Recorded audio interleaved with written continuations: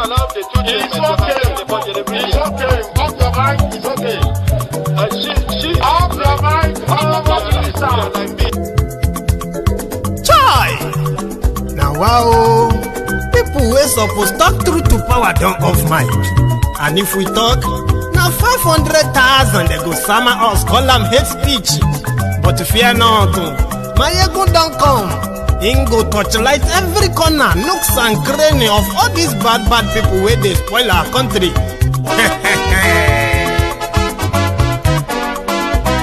So my people make we laugh, oh yo yo. My ego don't come, oh yo yo. My people make we shout, oh yo yo. My ego don't come, oh yo yo. My ego don't come, man of the masses, oh yo yo. My ego don't come, oh yo yo. My ego Geopolitical, oh yo yo. My ego don't come, oh yo yo. This one not the off in mind, oh yo yo. My ego don't come, oh yo yo. Can in the touchlight every corner, oh yo yo. My ego don't come, oh yo yo. Okay, some people be they holla say they want the power. Chai, them be promise us say we go get light and power. Them hustle sote they can't get the power. But now they know they do anything with the power. Every day, dollar just they get the higher power over naira. See them talk say make we off mind, but thank God say my ego don't come. So my people make you laugh, oh yo yo. My ego don't come, oh yo yo. My people make we shout, oh yo yo. My ego don't come, oh yo yo. My ego don't come, man of the masses, oh yo yo. My ego don't come, oh yo yo. My ego the political, oh yo yo. My ego don't come, oh yo yo. This one not they off in mind, oh yo yo. My ego don't come, oh yo yo. Person where they do evil, no one make person talk. Them say that my egun, that man too they talk. He too they talk. Say my egun diary, he they hot like pepper. But every day then they take money in bulk. Poor man picking, they the street they hawk. Still them talk say make we no talk. But thank God say my egun don't come. So my people make you laugh, oh yo yo. My egun don't come, oh yo yo. My people make you shout, oh.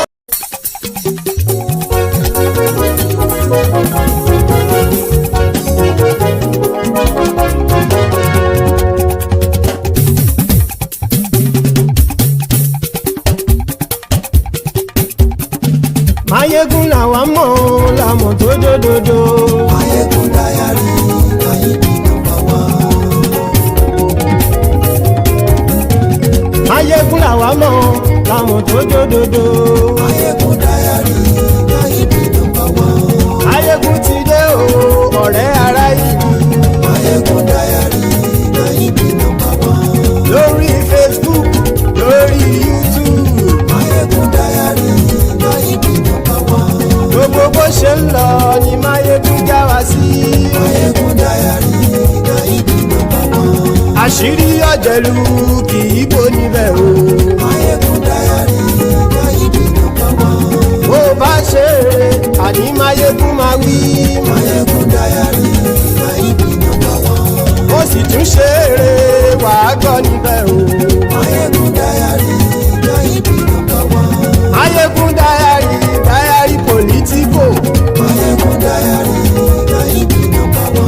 Godfatherism kò sí lọ́rọ̀ Mayegun. Mayegun dayari ayíbi nọ́mbà wá. Ẹ farabalẹ̀ sẹ́ o kẹgọ́rọ̀ lẹ́nu o.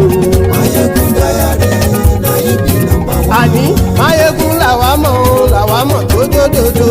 Mayegun dayari ayíbi nọ́mbà wá.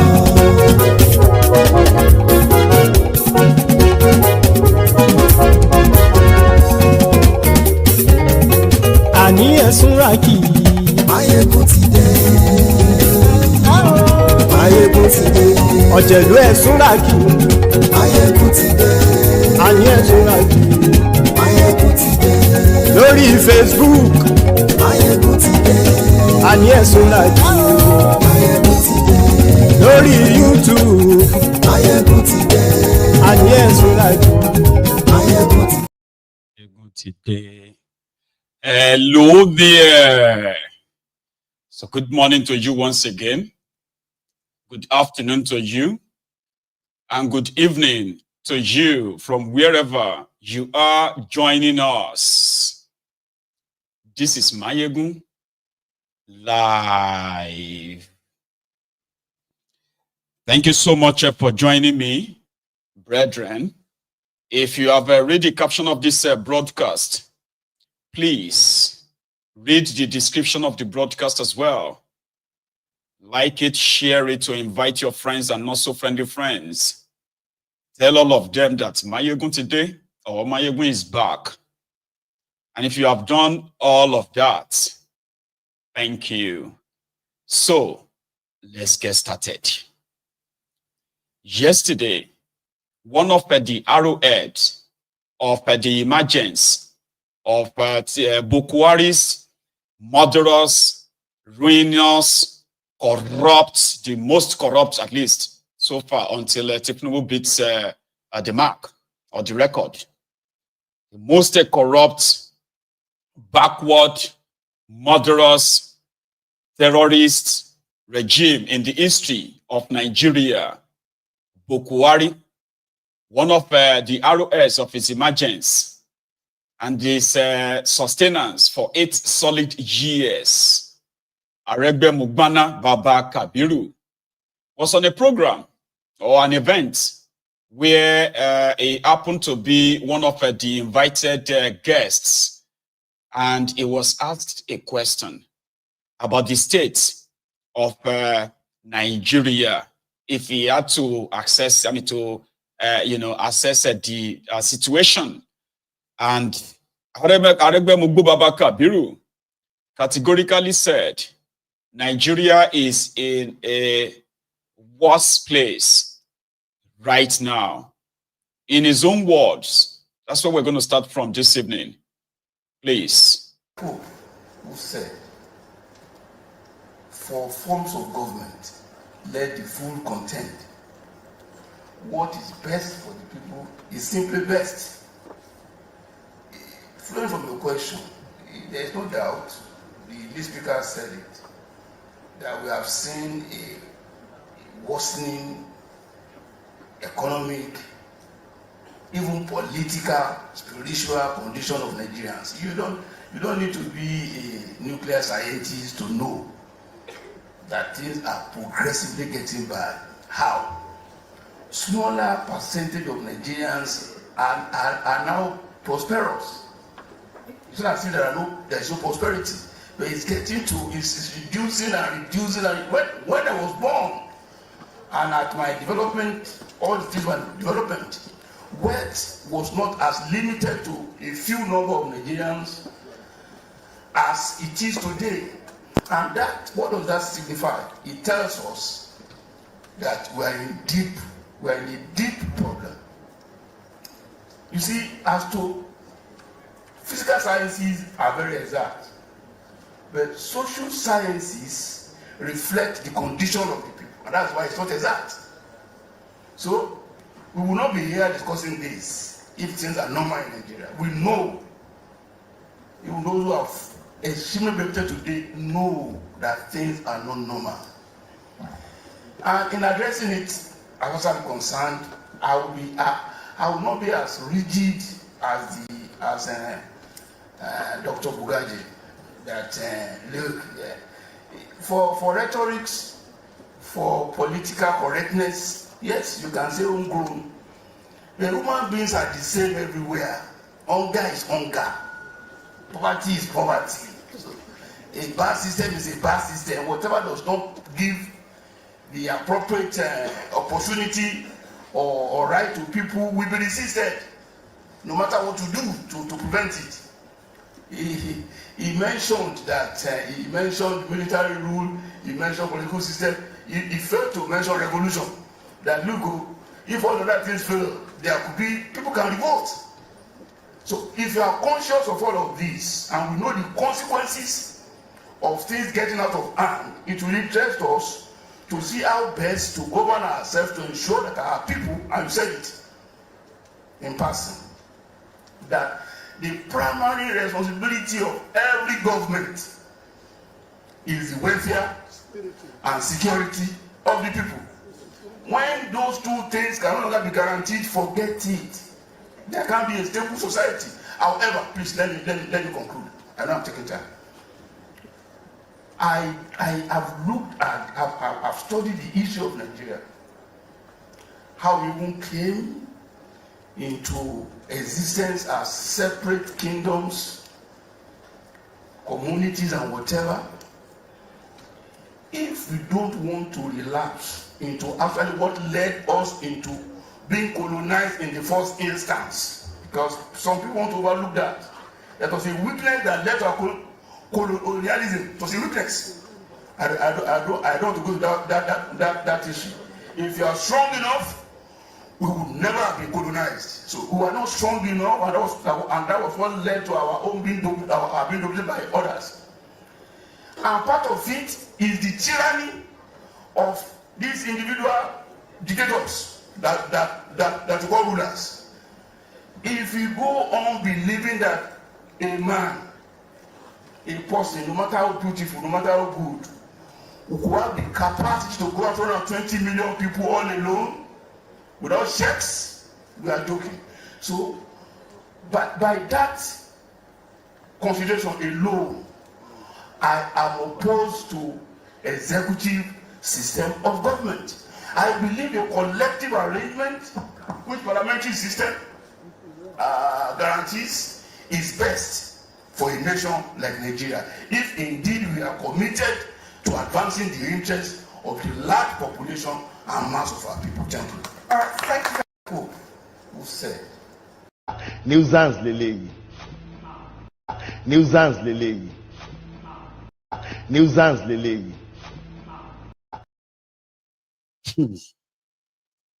Aregbemugbo, Baba Kabiru, Baba Afusa as well. Somebody actually just said that he's also Baba Afusa.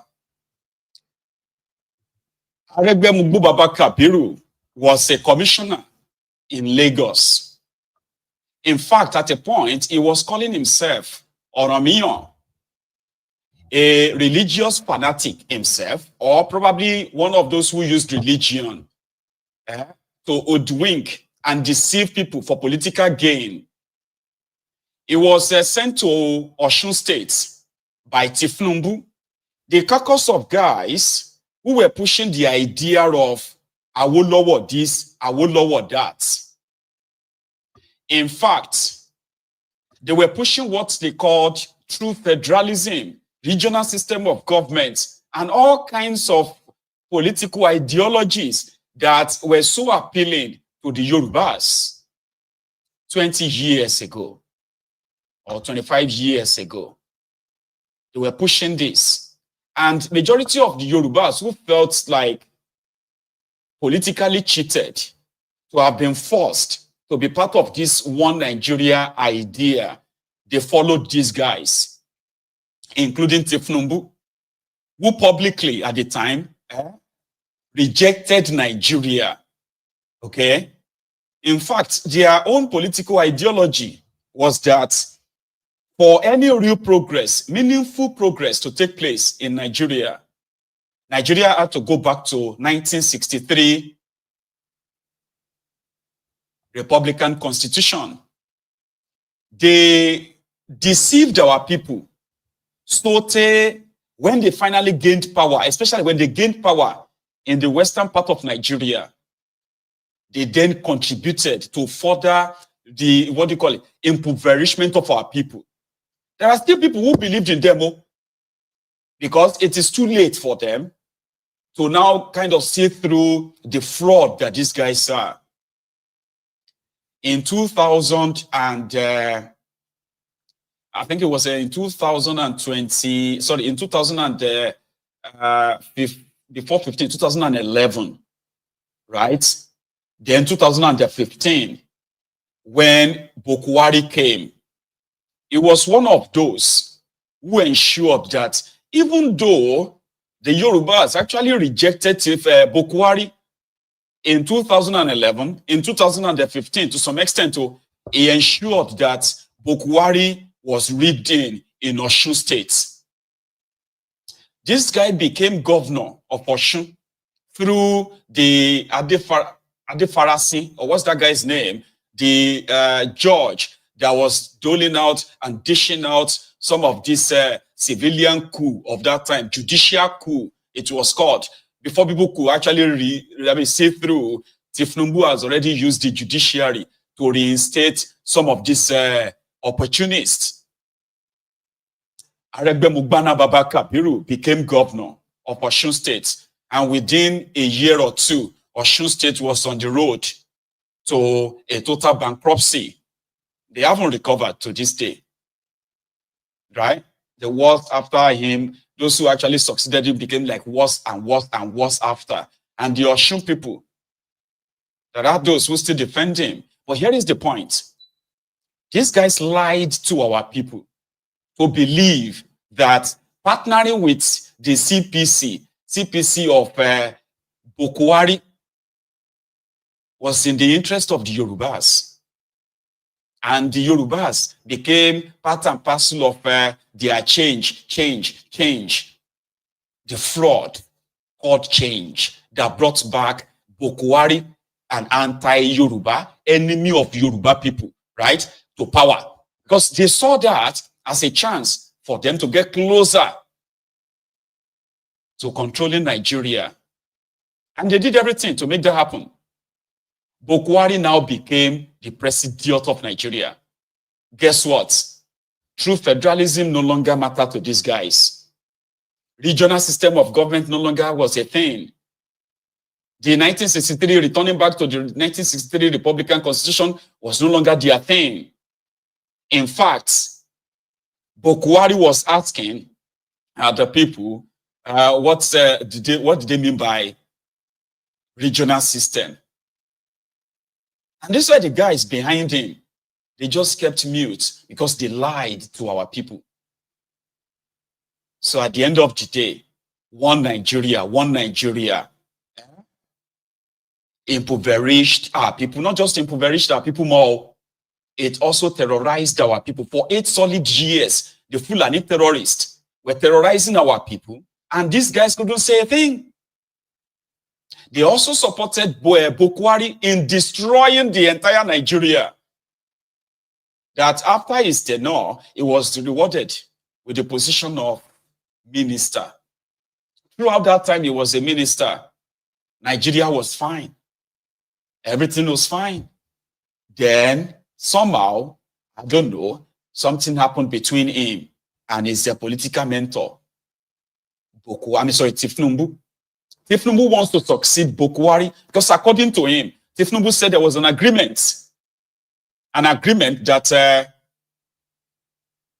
after Bokohari, Tinubu, will succeed Bokohari, and he expected all his lieutenants, including Pastor Ruga, Aregbemugbo, and the rest of them, including Fashola and the rest of them, to support him in succeeding Bokohari. But was there something they saw that we didn't see?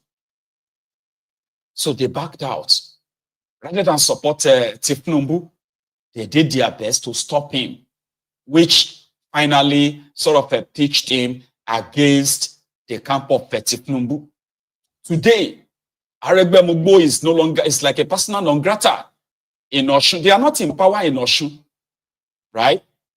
So here is what they said happened. Tinubu first, Tinubu putting in place or setting the stage for his eventual takeover of APC, Egbekegbe, after Bokohari. Tinubu was going to use his own cousin, supposedly, Oyetola. Oyetola was to become governor so that they can secure Osun. Okay? But Aregbemugbo didn't want Oyetola to succeed him. So he did all he could, but somehow, with the help of Oshiomhole as the chairman, they managed to get Oyetola in as the candidate of APC in Osun. That was the beginning of the end of influence of Aregbemugbo in Osun.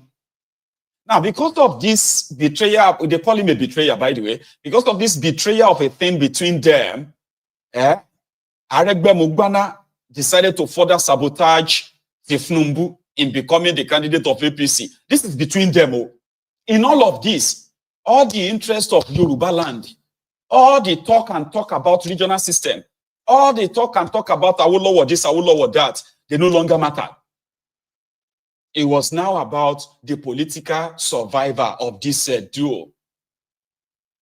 So Aregbemugbo was controlling Alimosho local government area in Lagos State. As a former repairer, refrigerator repairer in Lagos, who ventured into politics and became one of the strongest men behind Tinubu in Alimosho. So it was one of the strongest of Tinubu's allies. So what could have happened? What went wrong? Nobody really knows. Now that Aregbemugbo is no longer in the political corridors of power anymore. And suddenly, they just realized that, oh, it's true. Nigeria is so big that one man should not be controlling the whole country. Talking about parliamentary system of government now, where let everybody just go back to their region. Let everybody just try and control this and that, because he's no longer in power. And according to the Tinubu supporters, yeah, they are tearing him apart every now and then. You see, a lot of people have lied or used the people in furthering their political agenda in that contraption, lying to themselves. No, we're lying to the people without kind of like lying to the deceitful people. And there are still those who are using that similar technique today in all parts of Nigeria, especially in Yoruba land. There were those who believed that, you know, there are those who believed that Tinubu actually cared about Yoruba. To the point that some of these mofos will tell you that if not for Tinubu, there will be no place for Yorubas in Nigeria today, when there is actually no place for anybody in that contraption except for themselves. They all know the truth. That's one thing. Majority of these guys actually knows that Nigeria is not working. Nigeria will never work. Not the way it is currently constituted. The way Nigeria is constituted as we speak is just pretty much like a company, right? Where everyone, somehow, Ogata, yeah, or something. You know, whether Nigeria are better, concern them. It is turn by turn Nigeria Limited. Everybody is waiting for his own turn. About take your turn, make you come out. Just say whatever you can to the people to make them feel like you care, even when you don't. So Aregbemugbo is coming out to tell us now that a lot of people have become poorer. Why few people have become extremely rich? And somehow, Aregbemugbo believes that it is not just a coup that can happen. A revolution can happen. Really? These are those who backed the murderous Bokohari's regime that killed Nigerians, that turned the military to a killing machine, the police to killing machines. They were killing Nigerians, but nothing was wrong at the time. And there are those who are with Tinubu now. Tinubu has also turned the Nigerian military, the Nigerian police to killing machines, killing Nigerians, jailing Nigerians, criminalizing self-determination, criminalizing their protest in a supposed democracy. These were supposed to be the progressives, so the progressives. There are those who are backing Tinubu now. When Tinubu no longer have that power, when they no longer have the same power themselves, they will automatically now remember that this Nigeria cannot work this way. Even though some of you will listen to them and somehow the right people like us would say it to your face every now and then, that accept the fact that they are using you to further push their own agenda, the agenda that in no way represents any tribe, any ethnic, or any religion. In that contraption, it is always personal.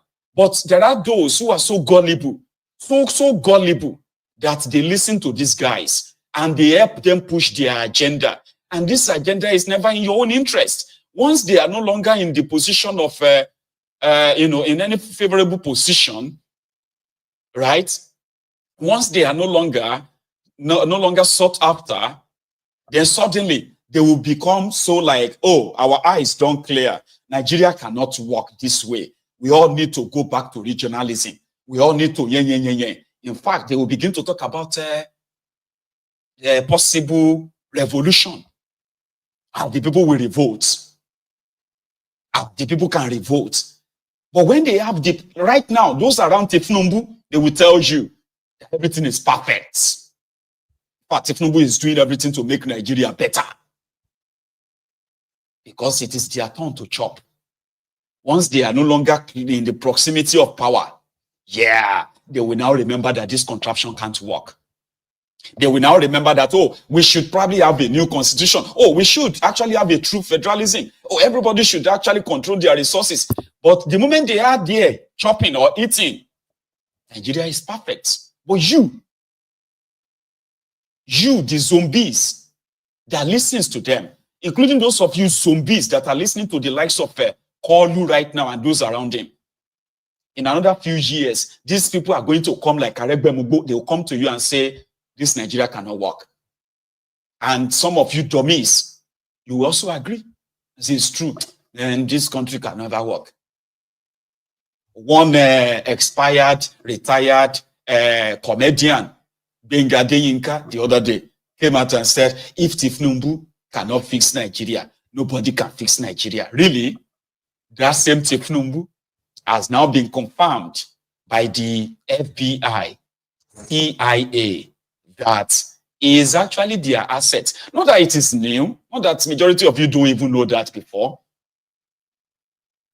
But now you have it on official record that Tifnumbu is the asset of the FBI, the asset of the CIA. See, Tifnumbu was a drug dealer in America, okay? And when he was caught, he ran back to Nigeria.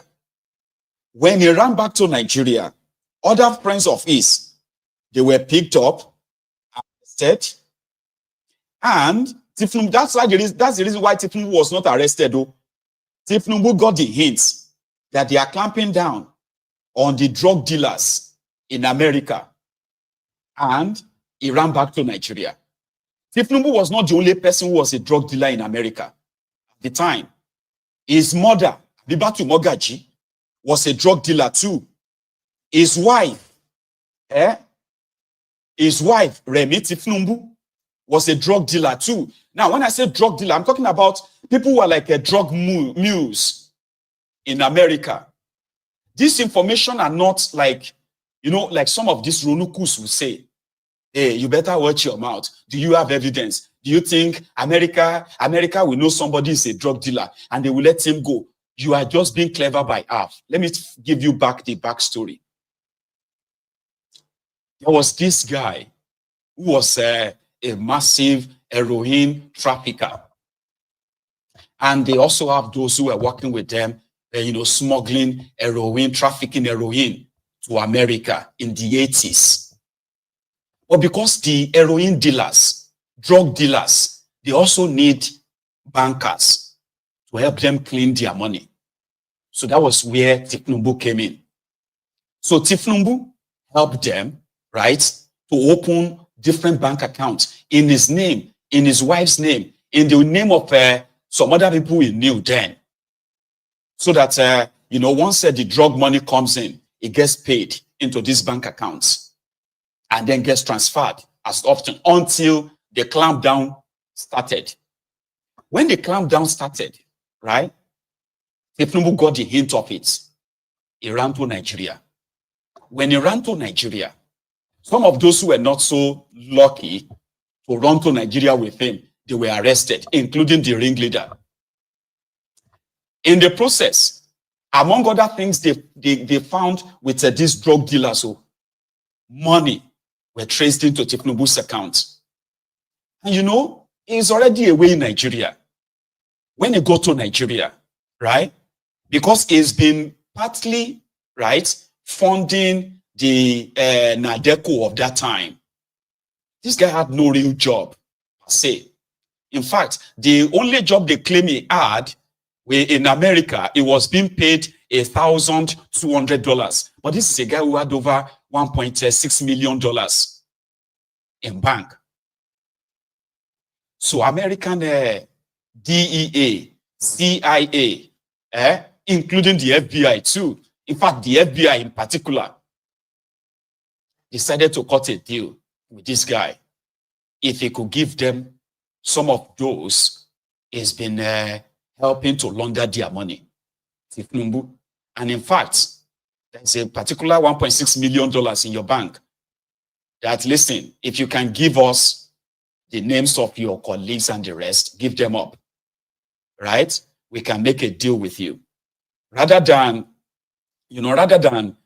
charge you for drug dealing, right? What we're going to do is that we're just going to deal with, we're going to charge you for non-declaration of the source of this, your 1.6 million, or not paying tax on it. Tinubu gave the names of most of his fellow drug dealers. And the drug dealers has been helping to launder money. He gave their names. So many of them ended up serving long time in jail. But they didn't stop there. Oh, this guy is also involved in the politics in Nigeria. How can we work with you? This is how Tinubu got recruited as an asset. And it wasn't long after that Abacha overthrew Shonekon, became the president, the Edo State in Nigeria, chased the Americans away. Nigeria became a country with, so much sanctions, right? A pariah state. So they needed the likes of Tinubu and many others like him to use them as a sleeper cell that can possibly, if possible, to help them get rid of Abacha. This is like how Tinubu got recruited. This is how he became the asset of the, this is why he didn't go to jail. This is why he was never extradited. And when it was time, when Abacha started targeting him, when it was time, they got him out of Nigeria. That was how he ended up in the UK. You see, this story can actually make a movie. The story of Tinubu can make a movie in the world of today. And I'm saying this because there are like hundreds of pages of evidence of this Tinubu's drug dealing, heroin trafficking in the 80s, in the early 90s. Now, they filed a Freedom of Information Act case against the FBI in America to release, before the 2023 Sharedo, to release all the files of Tinubu. Guess what? There are over 10,000. This is not joke. Over 10,000 files on Tinubu. You see that one that David got us the last time? That's just a tip of the iceberg. They said like almost all of the agencies in America investigated Tinubu and his heroin trafficking dealings in America. Full-time drug dealer. But what saved him, like I said, was that when it was time to clamp down on them, he was already in Nigeria. In fact, he was already trying to contest as a senator in Nigeria, which he did contested. And he became a senator in Nigeria in 1992, 1993. He became a senator. So rather than extradite him for his crime, he got recruited and became one of the assets of the FBI, one of the assets of the CIA in Nigeria. So when David requested that they wanted Tinubu's drug dealing files in America, it came back as Tinubu is not just a Tinubu. No. He is deeper and deeper than what a lot of us have read about him. And because is an asset of the CIA, almost an asset of the DEA, or let's say the asset of CIA to start with. The DEA, the FBI, and other agencies, right? They have to what? They have to seal his files. The only way Tinubu's file is going to make it to the public is if Tinubu stops supplying information to the CIA.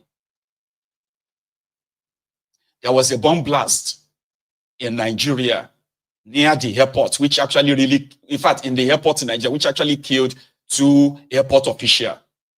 This bomb was allegedly, set up by Tinubu, but it wasn't Tinubu who set it up. During that time, it was around the time they were looking for how to get Abacha. All these things are like snippets from all what Tinubu got involved in, right? In the effort of trying to get Abacha, Tinubu was actually supplying information to the CIA about the political development, about people, about friends, including some of the meetings he had with Abacha, because he was also closer to Abacha, even though they were claiming to be fighting for Abiola's mandate. All these things I'm saying to you may sound like, where did you get all of this? The documents are out there. But what they did was that during the last election, they were supposed to release all of that documents, whether it's going to work in your favor or not. They were supposed to release them. They were so close to getting those documents out. Tinubu now launched a court case. You know about it now. He launched a court case, a defense, that if they released all of his information, if they released those documents, it will have it will have a catastrophic consequences. That's what he said. So he succeeded because the Democrats, right? The Obama's the Obama's clique, the Joe Biden's clique. I'm talking about their clique that way. It will be in their best interest for all their files not to make it to the public. And they did try to make sure it never made it to the public. The few ones they managed to release, they redacted it. Anywhere you see Tinubu's name, you have to blank it out. They make the old document useless. When they finally actually said, okay, release them in parts. They released partially. But you know something? A lot of us have always been suspecting this. That their efforts, the level at which Tinubu, let's start with that of Bokohari, the level at which Bokohari destroyed Nigeria, the country that was already a country that was listed as one of the 3 fastest growing economies in the world in 2014, 2015. They destroyed it, terrorized it. In 8 years, it dropped and lost more than half of its worth.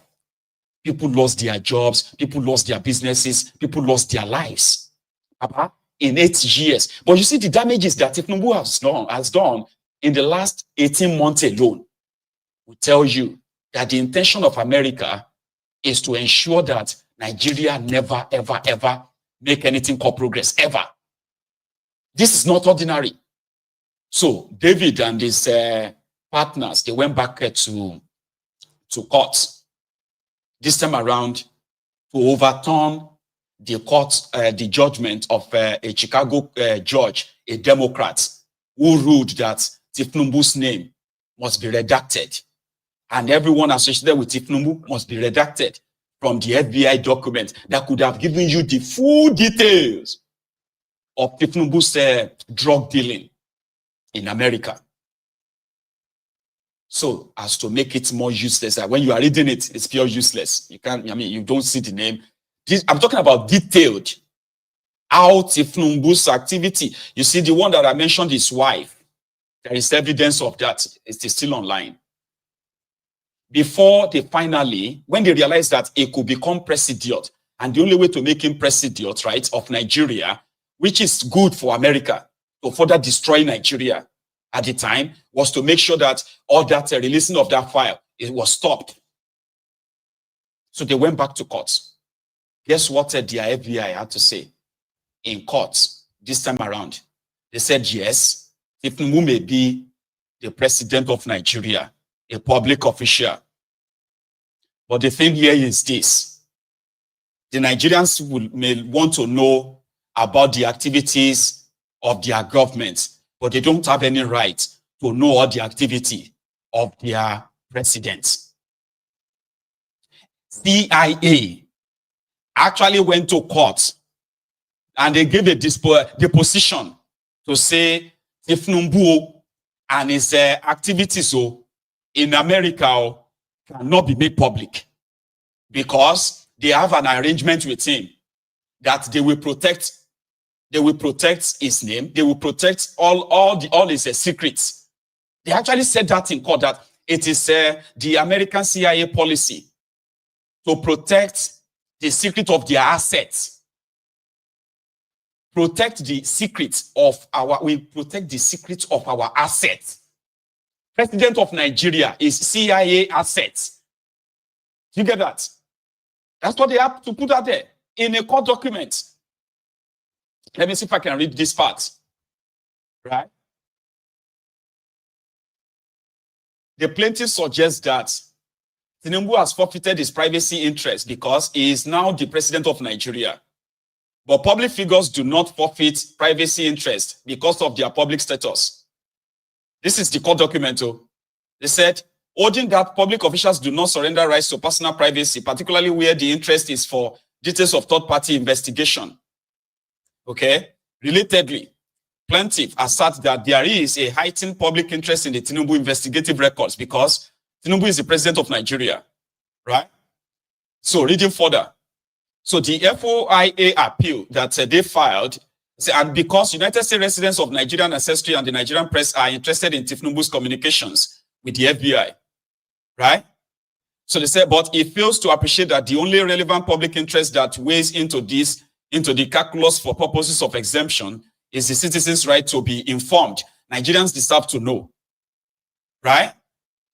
So, in part, here, they said, revealing the, let's go back to the top. They said the CIA does not reveal the identity of its human sources because revealing the identity of a confidential source could expose agency tradecraft, other human sources, and specific intelligence interests. I want to take this out so that I can read it further. Listen, they said, other human sources and specific intelligence interests and activities. Right?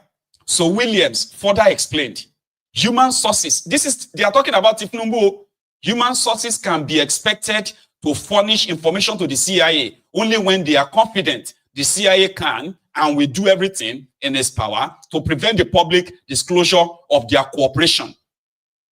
In the case of a person who has been cooperating with the CIA, official confirmation of that cooperation could cause the target to take retaliatory action against that person or against their family or friends. It also places in jeopardy every individual with whom the cooperating individual has had contacts. Thus, the indiscretion of one source is a chain of intelligence sources. Can damage an entire spectrum of sources. As such, confirming or denying the existence of records on a particular foreign national, like Tinubu, reasonably could be expected to cause damage to U.S. national security by indicating whether or not the CIA maintained any human intelligence sources related to Tinubu and identifying any access or lack of access any such sources had to intelligence concerning him. For these reasons, the CIA determined that confirming or denying the existence or non-existence of records responsive to the request could reasonably be expected to cause damage to national security. Further, this information is currently and properly classified and is therefore exempt from disclosure under FOIA exemption. This is the argument of the CIA. Now, the point here is this. The CIA in America, Central Intelligence Agency of America, just confirmed that exposing or accepting the FOIA request appeal of this Nigerian is tantamount to, a threat to national security. It could cause Americans, jeopardy to Americans' national security. And America know they play with national security. Once they drop that bar, once they drop the ball of national security, their court and everybody will protect the American interest. But the message therein is that Tinubu is so neck deep as the asset of the CIA in America. The asset of the CIA in America is Nigeria president. Nigeria, the biggest, the largest black nation on earth, is a subordinate of an agency in America. That means everything inside Nigeria is right there, an open book to the CIA. So the Nigeria president is an asset to America's CIA. That is treasonable felony. That in itself, right, is an impeachable offense if Nigeria is a country. They may shut down my channel after this broadcast, but it's good that those of you who have the chance of listening to this, you will remember. You get it now? Because right now, we have a confirmation, which is that the president of Nigeria, who was supposed to protect the national interest, the national security of Nigeria, national safety of Nigeria, is an asset of America. So America, who have a compromise on him, will now continue, right, to help undermine the national safety, national security of Nigeria. So those of you who are claiming to be one Nigerianist, your president, Drogi Kolu, is an asset of the CIA, which means the only interest that will matter is the interest of America. No wonder he was willing, he was ready to attack Niger Republic, because those ones staged a revolution that removed another Western puppet, Bazoum, from power. He didn't consult with the National Assembly. He did not consult with the people of Nigeria. He just secretly, he was ready to go and attack Niger Republic and reinstate the person where they remove. This is scary. This is a court document. It is a court document. It is like actually an argument in an American court.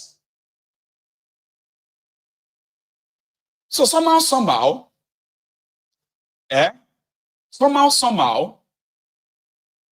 Donald Trump's planned withdrawal of the American American forces, bases, and all of that from this western part of Africa, if he actually does it, if he managed to do that, and some of these guys who are installing these puppets to undermine the growth of their own people, the growth of their country in Africa, maybe if this Trump comes in January, there could be some level of reprieve. They have a lot of expose to release anyway. We hope that then with an executive signature, this Tinubu's entire thing that Tinubu actually did in America can be released. Though you may think it won't have any real effect, but I believe that even Tinubu himself, who said in argument when he argued in an American court last year, he said if they release these documents, it's going to cause a serious damages. It's going to destroy him. Is it going to destroy him? Not just in Nigeria, but in America too. Because if Americans get to know that the brain behind the drug epidemic in some states in America is the person who is now the president in Nigeria, how do you think Americans are going to react to this? I'm just kind of like being curious now, just asking questions now. When Americans realize that some of their uncles, aunties, their children who became drug addicts with the drug epidemic, drug abuse and all of that in America in the late 80s and early 90s, that person was shielded by the American CIA, American FBI, and is the president in Nigeria today. Is that going to actually like lead to some backlashes? Eh? And those who are responsible in 2022 and 2023, who were responsible in blocking the American court from releasing those documents, with the action of with the action of Donald Trump, actually lead to some of them say, betrayal of America too. I'm talking about in this instance, the blowback will be huge than what so many of us can envisage. I know some of us are saying that the American foreign policy is all the same, but this Democrats, this American under this Democratic Party, Joe Biden and his gang, they did everything in the last minute to block and shield Tinubu. And that wasn't an accident. Immediately, Tinubu got sworn in May 2023. Ray, what be that FBI director's name? Ray visited Nigeria to come and congratulate Tinubu. Yeah, there is an image of that. He went there to go and congratulate somebody who was behind the drug, heroin epidemic in Chicago, in some of these, American states in the late 80s and early 90s. He came to Nigeria to congratulate him. Now they're arguing in American courts right now that his file cannot be released for the sake of national security in America. National security. I do hope, I'm just hoping that Donald Trump, that some of you claim you don't like, Donald Trump will be interested in this as well, as they launch investigation into the activities of the CIA, the activities of the FBI. Because in case if you have been following their politics, that has also been a big thing, in case if you don't know. Yeah. Remember that they raided Mar-a-Lago, Donald Trump's home in Florida, where they said that he left the White House with some classified documents, and to them, that's the crime. Yeah. So meanwhile, he said as a president, he has the power to, as a president or former president, he has the power to actually move those documents. Now, he's interested in FBI activities. He's interested in CIA activities. If you have been following their politics, he is willing to purge them, the DOJ, Department of Justice in America. All those who sanctioned some of these civilian coup in Africa, those who sponsored puppets, criminals, to help them further, sabotage the growth of these African countries, including Nigeria, would they be exposed too? Apart from whatever the legacy media is feeding you, I am asking you to kind of look into this as well. Why would the CIA want a drug dealer to be president of Nigeria? Why did they shield him? Why did a Democrat judge, after all the evidence and what was at stake, said the documents, the file of Tinubu should be redacted, should not be released? Now that man has become the president of Nigeria. He has destroyed Nigeria. He has destroyed lives. He has destroyed the people more. And he's still on it, doing it as we speak. So what is exact goal of the Democrats who did this to Nigeria? Because it all started from Obama. They have brought in somebody who is a jihadist, a terrorist, to come in a political party that is a political party of terrorists, APC, Egbekegbe, to destroy Nigeria. And they have done it. Only for them to also shield a drug dealer. Tinubu was supposed to actually, did you know that he never actually had the chance of going to America again? Until they package him and repackage him, and today, the rest of Nigeria, they are paying the price.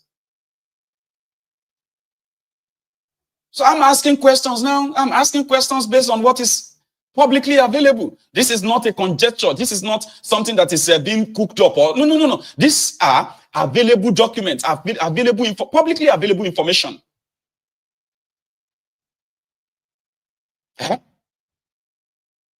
So if there's something I am looking forward to in January, I am looking forward to this. Because right now, the Democrats are still the government in America. And I don't know the judge where they're having this argument, the courts. Let me see, what court is that again? District of Columbia. Is that not going to be in Georgia? Shebi, District of Columbia, is that Washington, or Georgia?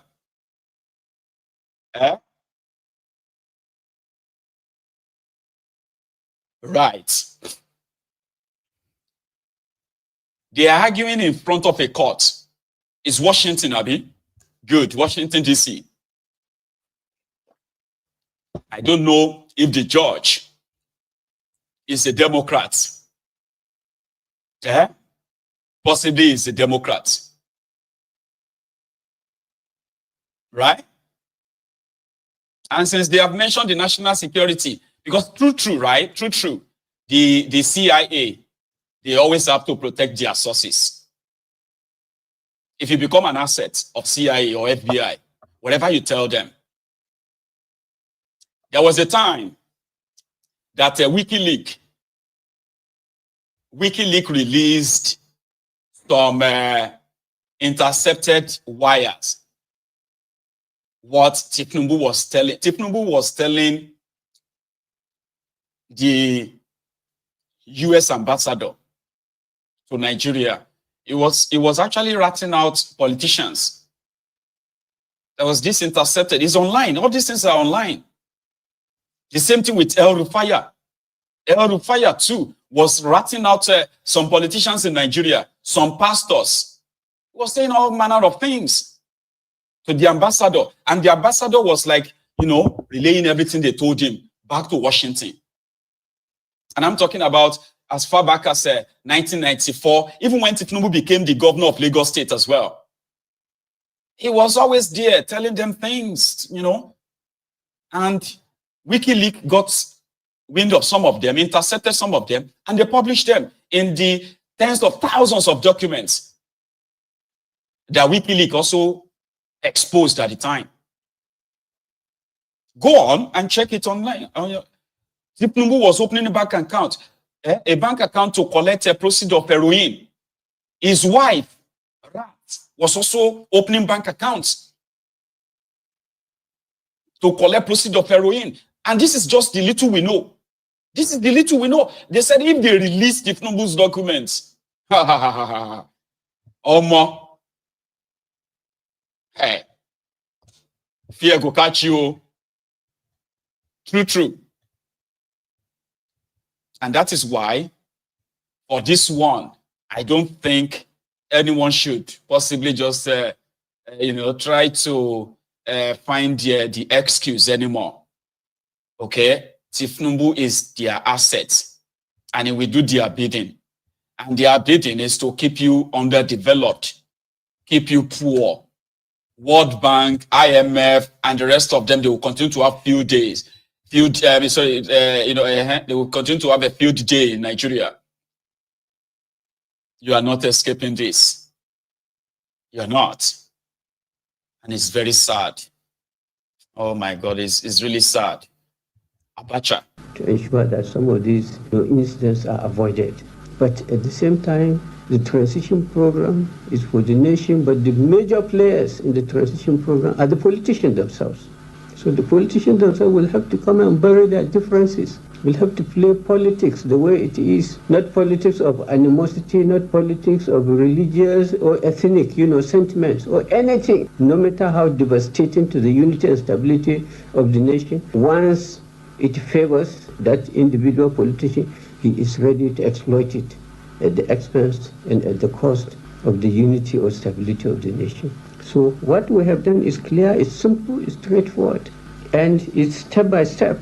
But I tell you, we know we are all Nigerians. The politicians themselves, it's a big challenge on them. They need a change of attitude, a change of mind for them to come and play responsible politics. And that's why, even as far as rotation is concerned, as far as power sharing is concerned, which is the main issue in the politics of this country, we took the pain to go into detail and divide this nation into 6 So the question of majority, the question of minority is absolutely immaterial. It's question of quality. It's question of the individual Nigerian who possesses the right leadership, who possesses the right quality. That is the issue. So the question of marginalization is completely out of it, is absolutely addressed. So there is no section of this country that will claim to be marginalized as far as the present system is concerned. So the issue of marginalization is out. The issue of sharing or involvement in power in this nation is out. And all these things, we took upon account of our past experiences as far as the political evolution of this nation is concerned.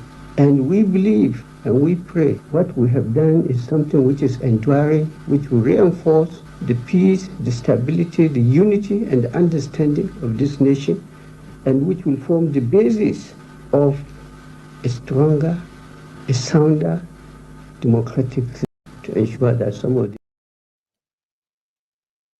They were carrying out different operations in Nigeria. Some of them, a lot of us, probably we were too young. Baba, Abacha was going to be smoked out, but he died before they could get to him in 1998. That was why Abacha was also brutal. He knew then that the entire country has totally been compromised against him. Civilians or military or everyone, like they've infiltrated everywhere. And Abacha was also so brutal. Anybody that is suspect, Baba, you they go. There is nothing like a kid glove. Sure you get. If they grab you, now die you day. Abacha also kind of had to commission Sergeant Roger. Baba, shoot them, shoot this one, because Abacha was getting intelligence report that CIA, they have infiltrated everywhere. He was going to be killed.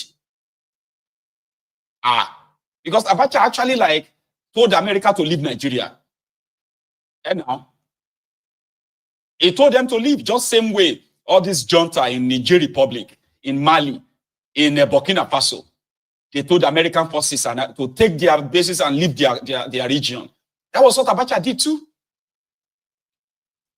And Abacha knew then that they were after his life. Civilians or military officers or police officers or journalists or Baba, they were sponsoring so many people against him. And he knew then that this was being sponsored by the CIA. So many groups were infiltrated because Abacha stopped the oil exploration, American businesses, anything American in Nigeria. Baba, you have to go. So he himself was like, you have to go too. But they couldn't just come in and use their soldiers or American this or that to take Abacha out. They needed people to give them more information about Abacha, his movements, his medical conditions, and so many other things about Abacha. Abacha, they were even trying as much as possible. Some of the protests that you witnessed that time, or Abiola this, Abiola that, they are mostly sponsored by America. Honestly. So that was why Abacha was so brutal that if he grab you, put you for jail, you are lucky. Others now to kill you. Assassination. Abacha was shooting and killing his all these politicians too. Because to him, right, whatever you have told America, that will be the last thing you will tell them. Tinubu had to run away from Nigeria too. Person will be saying Abacha, himself be Abacha friend. Do you know that? That Tinubu was Abacha's friend. Until he got the wind that he is next. They go shoot him and kill him. He ran away from Nigeria. Who smuggled him out of Nigeria? Possibly the CIA too. Now they co-route. Who are those who are actually funding that route that time? Possibly CIA. A lot of things that happened that time, including the media war against Abacha at the time, it was sponsored by America. Because Abacha also more or less declared war on America in Nigeria. Seriously. Then it was he wanted to convert himself to a civilian president. Then boom. He had an heart attack. And then he died before they could get to him. Till tomorrow, there are those who still believe that Abacha and Ahapu then give him. They brought some Ashewo. They brought some Ashewo from somewhere, and they gave Abacha Ahapu. Others believe that it was Pope John Paul II, who wore a glove that was poisoned. Excuse me, that was poisoned. And Pope John Paul, right, took Abacha at the airport to come and plead with Abacha to release all the political detainees. And that was, they said, when Abacha now got back to the villa, he started complaining of, loss of breath.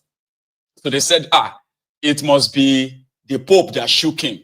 Others said, no, it was Mahmoud Abbas, or what is that name of that Palestinian leader? There are so many conspiracies around what killed Abacha. Because at the time, the CIA wanted him, they wanted him gone. But before they could get to him, he died. And the guy who succeeded him, Abdulsalami Abubakar, because they know what was going on in the country then. Nigeria was so tensed. It was so tensed, right? That you don't even want to be the president of that country. And they said, okay, you know what? Give me 7 months. I will return the power to civilian. I don't want to be here. It's okay, fine. We'll support you. America got involved. And that was why, when they said the deal they were making was that the northern Nigeria, they were so angry that Abacha is dead. They have lost. Abiola too must die. I mean, this is part of some of the conspiracy stories they told us. So, Abiola too must die since Abacha don't die. So Abacha died. I think Abacha died in June. Abiola died a month later in July 1998. After the visit of American delegation who came to come and plead with Abiola to forget his mandate so that it will be like a reconciliation. They can do everything afresh. They can start everything afresh. So Condoleezza Rice, according to Abiola's doctor, who is probably dead now too, right? He said, Condoleezza Rice and this American delegation, they came. And when they came, they served Abiola tea, which after Abiola drank the tea, Abiola started complaining of loss of breath, similarly to how Abacha died. So Abiola had the heart attack, right? But instead of them to call the doctor for Abiola, right, they said they took him out to an open, and they took off his agbada, you get, so that maybe they were like, breathing him. By the time by the time his doctor was to be called, Abiola was like cold dead, lying on the floor like that. So to the northerners, they said, okay, now the equation don't balance. You get, it was Abiola's mandate that led to the whole wahala in the country, that Abacha had to be killed. All that kind of conspiracy. America was still involved. America still involved. So it was one of those darkest era of Nigeria. You get. So if Donald Trump can just probably help to unseal Tinubu's files and all the agencies that investigated Tinubu in America, for posterity's sake, for the sake of our own children, it is very important. So now we know better. And we deserve to know better. That the president of Nigeria is an American asset. That alone is a treasonable felony. It is an impeachable offense. I know some of you, the Ronukus, you are not going to agree. It doesn't matter. But somehow, it be like say the chicken don't they come home to roost now. My children will never grow up to see Tinubu as what? As president or as a leader ever. And now you have to tell your children too. This is an American asset, CIA asset in America that became the president of Nigeria. And the court document has confirmed it, that he provided them with information, this and that. Okay? And that is why they cannot let anybody unseal his documents. Tell your children that. There was an implosion. I mean, an explosion rather in Jos, Plateau State this morning. And according to them, they say it was an IED explosion. Okay? Even though their governor denied it, they sent these policemen. And this is what they had to say. So come this morning, we started opening shop. Not quite in the interval of 1 hour. We see the bomb squad coming up, then check, then sample here. So everybody clear. So we're both of us, everybody get to come move out of here. I saw bomb squad. They came in. They started say there's something that suspecting towards this place. That's something like bomb. I said, okay, how did the thing happen? They now say we should close up shop. I will lock up our shops. The police connected RAD was buried. This morning there was a report of a suspected hole here, as you can see, that suspected to have been planted with IED. But the EOD technicians, we are immediately deployed to the scene. They dug the place and discovered that nothing was inside the place. And as you can see, there's nothing. So, and that's why I'm here, to assure members of the public that they should not be afraid. He further assured the public of efforts to continually secure lives and property of these. As if to say they will do that too. It's unfortunate, but this is what their own governor, Mutfangi also, had to say about it. Politicians. There was a scare this morning in Jos at Terminus where a rumor went around that there was a bomb, and the EOPD of the police had to be there, and I'm glad to inform everyone here that there was no bomb whatsoever. But it was good that people were sensitive, that they saw an object and they suspected that this object should be investigated. I think that is part of what we are called to do in society. Let's be sensitive to things around us. Let's be sensitive to movements around us. Let's be sensitive to comments around us. We've been able to nip a lot of potential disasters by picking up credible intelligence, and we're able to nip the situations in the bud. But we must also be responsible, particularly in the use of social media. Social media has become a tool of conflict creation. It has become a tool of destabilization. And we must be responsible in making sure that we manage social media responsibly. There was Nuisance, Lele. Just so you remember, always. Kalu was in Saudi Arabia, in Riyadh, yesterday. 2 days ago, he arrived there. Yesterday, he attended what was called the Arab Islamic Summit, joint summit, where he pushed for a two-state solution between Israel and Palestine. But now we have realized that he didn't go to Saudi Arabia because of Israel and Gaza. He went there to see if they could possibly borrow him money, interest-free loan. Kalu went to Saudi Arabia to beg for $5 billion. And according to them, they said they needed $5 billion to help Tinubu in his economic reform in Nigeria, whatever that even means. Everything is economic reform. Economic reform. They went to the Afrexim Bank. They took $3.3 billion loan using 167 million barrels of crude oil as collateral. $3.3 billion loan. They said they used that to defend the Naira. Today, Nigerian Naira jumped. It's making sense now. It is actually making sense now that Tinubu is actually out to further destroy Nigeria. And he will do it to the satisfaction of America. He will do it.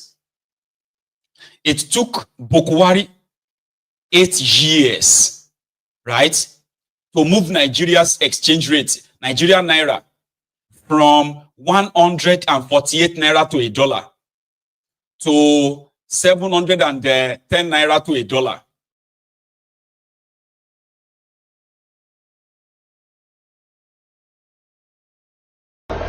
What shall I say unto the Lord? Yes, Lord. All I have to say, Thank you, Lord. thank shall I you, say? Lord. Thank you, We can tell it, Baba. Also, we can tell it, Baba. We buy it, can tell it, Baba. We can tell it, Baba. We can tell it, Baba. What shall So it has taken Tinubu 17 months to take that naira to dollar from 710 naira to $1 to 1,749 naira to $1. 17 months. It's making sense now. It is. Right? 3.3 billion to defend the naira. What does that even mean? Now you are using a 12.9, nearly $13 billion worth of crude oil as collateral. So he left the yard this morning. We have not received information if Saudi Arabia will borrow him the $5 billion to revive Nigeria economy. That's what he went to beg for. He didn't go there because of because of Israel and Gaza. He left. We don't know where he left to.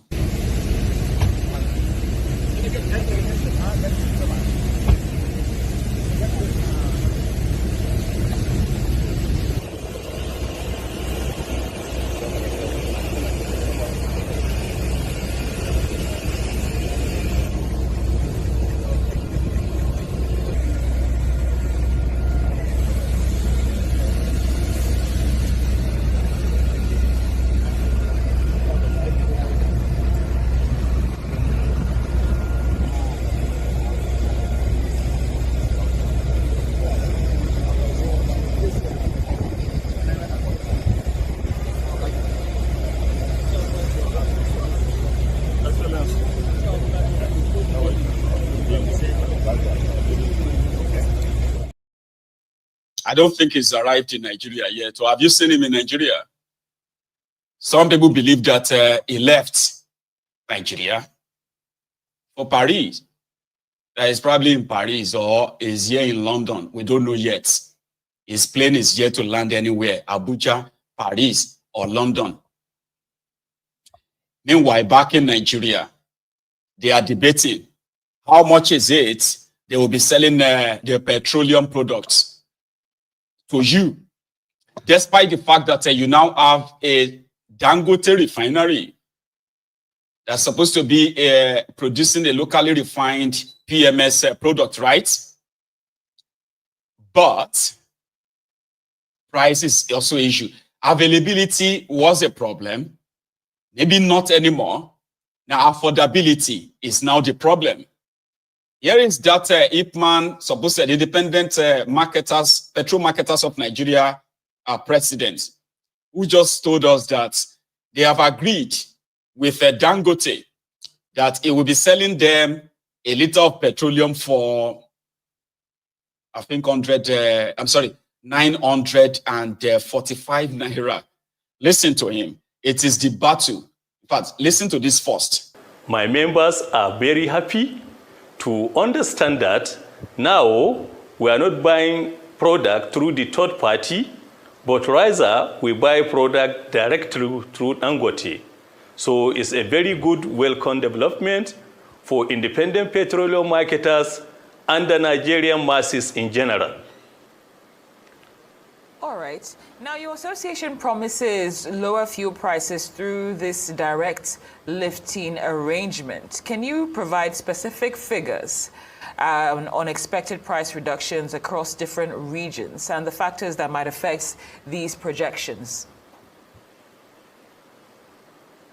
Well, in fact, we are still on the analysis of the price, the way our price will be in the whole nation, but the most important thing is to understand that we today, we are not buying through the third party, we are buying directly through Dangote, and immediately when the transaction has taken seriously, we can come and analyze so that we may have a uniform price all over the country. Everybody, any part of the country, we are going to explain to the Nigerian masses, this is what the independent petroleum marketers will sell in Sokoto, this is what they will sell in Maiduguri, this is what they will sell in Port Harcourt. So all the nation, including Lagos and Abuja. All right, we hear you on that. We certainly look forward to that when it's time. Now, given Dangote's emerging monopolistic position when it comes to refining, what measures has Ipman put in place to prevent price manipulation, which is crucial at this point, and ensure fair competition in the downstream sector? Well, you know, this thing what Dangote has done to the independent petroleum marketers, so he put them in such a way that they will become competitive together with the NNPC retail, Mayman, and Dapman. Because before, we are obtaining our product through them. So now, instead of going through them and get the product, he promised us that we are going to lift product direct through his refinery. And the guy was pretty much on a media run today. Nothing is really concrete until when he arrived the channels and he said, well, this is the price that Dangote is offering us. And if things goes according to plan, then a liter of petroleum will be sold, maybe for 1,150 naira in faraway places like Maiduguri and others. The NNPC themselves also came out today to say, oh yeah, we will be buying from Dangote now. Like, it seems they are doing a media run to also mislead you, the people, again. Because I think it was last week, it was reported that there are about 6 countries that are already willing and ready to lift Dangote's petroleum if Nigeria is not going to buy it. Tinubu and his gang, they just invested in petroleum mixing, wherever, in Malta, where it is believed that adulterated products is being imported from. They are making a kill. So then there's a twist this week, okay? Because last week, the same NNPC, independent marketers, they were asking a court to strike out the charges brought against them by Dangote, because Dangote went to court to ask the court to stop NNPC from importing fuel to Nigeria and patronizing, cancel their import licenses, right? Then these marketers also went to court to say, court, come on, throw out Dangote's prayers. We will continue to import because it is cheaper to import than to buy from Dangote. Then this week, that is changing to something like this. The same guy, the same day, 2 different stations where they are running what I believe is a media run, and there is something fishy. I don't know, something in me is telling me that something is fishy, but this one is more detailed in his in what he said. Okay, and we can possibly quote him verbatim, in another few days, right? Listen. Now that you're patronizing him, could you tell us how much are you buying from him? The price? Yes. Just like what I have told you, presently, he gives us the price of there are 2 different prices. There is the one that we can load through the bases and carry to our various depots at the rate of 940 naira per liter. Then for the depots, it's at the rate of 990 naira per liter. Why is that difference? This one is the main This one you have to load it and carry it to another part of the country. Of the country. No, not of the country, of the state. You know, we use vessels to carry this product. It's two ways. There is one that we can load in the loading gantry, and there is one that we can load through the vessels.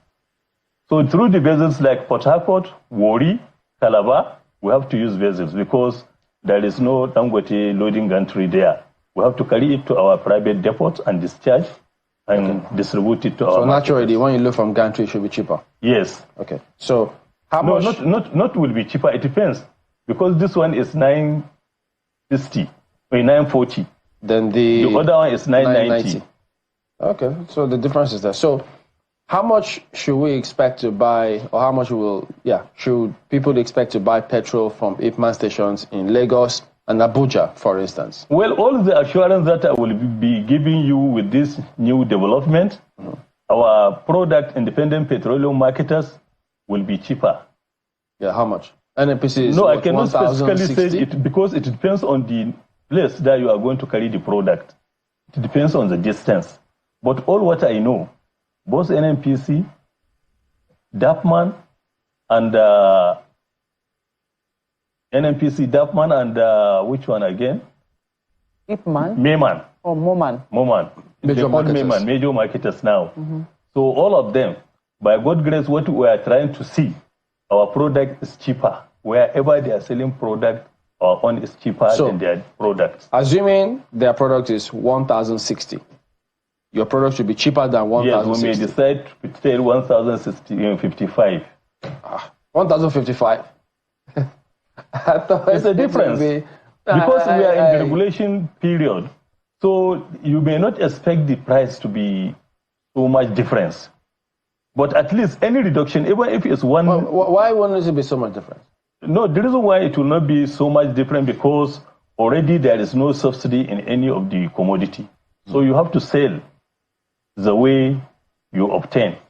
Yeah, but you said that the profits you were giving to maybe DAPMAN and NNPC... No, this one that I have been telling different. you, I'm just citing an example. I said no matter how, our price will be a little bit lower. So if we see any petrol station that sells higher than 1,060, are they still IPMAP members? Would anything happen? I'm not trying to say 1,060 because it differs on the location. No, I'm saying assuming in the states where it is 1,060. Because if you use NNPC cost as benchmark in any state, anyone that sells above that, yes, with this recent development, definitely anywhere you go, you will find that at the end of the day, we have the cheapest price. But we also understand, and talk to us about it, that the landing cost has dropped. Does this have any impact on how much you're expected to buy from anywhere, either from Dangote or anywhere? But you know, already I tell you, we tell our members to buy through Dangote or any Nigerian refinery because we have full satisfaction. Now that you're patronizing him. So you see that that's something in me that is always very, that's always very hard for me to believe whatever they say is also right or maybe right. These are not honest people.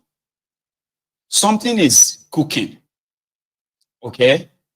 And none of this is actually going to bring any succor or relief to the suffering Nigerians. None of this. You see this whole back and forth, this media run and all of that. Something is cooking. The only thing I picked up at some point is that they are going to increase the price of petroleum soon. In another few days, they are going to announce a new price. And it's not going to be a dropped price. It is going to be another higher price for this same petroleum products. All this, to read this cho that you are hearing left, right, and center, something is not adding up. I have done series of analysis on this whole thing before. Dangote is not lowering its price for anybody. Okay? the Tinubu and his gang that are paying themselves subsidy, which they continually deny. They always deny it because what they are paying now is not subsidy like, oh, you bring your fuel. They ask you how much is the landing cost? How much do you want to sell it? Oh, yeah, take the difference. Sell it for this price. That is not what they are doing now. What they are doing is called dollar subsidy. You cannot import any product into Nigeria without getting a forex to go and import. And between the central bank and the NNPC, that is where the shady deal of the dollar subsidy is. That is where they are paying themselves hundreds of millions of dollars. Here you get now. All this story about landing costs, all this nonsense, right? If they actually want to give you a relief in this instance, right? Number one, that means they will lose money. They will cancel all their projected importation and all of that genuinely. But they are not. They're just making these pronouncements left, right, and center and putting Dangote in the midst of it. But when they put Dangote in the midst of it, right, somehow, they are kind of telling you directly that, Steve Dangote is going to sell it for this price. We are going to sell it for that so price too. So don't expect anything less. And if they insist that we have to buy from Dangote, or we can all claim to be buying from Dangote, right? And that is why the price of petroleum is going to be this, and that now. There's no reprieve coming your way. None. Anyway, it's been confirmed that Tinubu has landed in Abuja. And I hope we can begin to call him the CIA asset, has landed in Abuja, the druggie.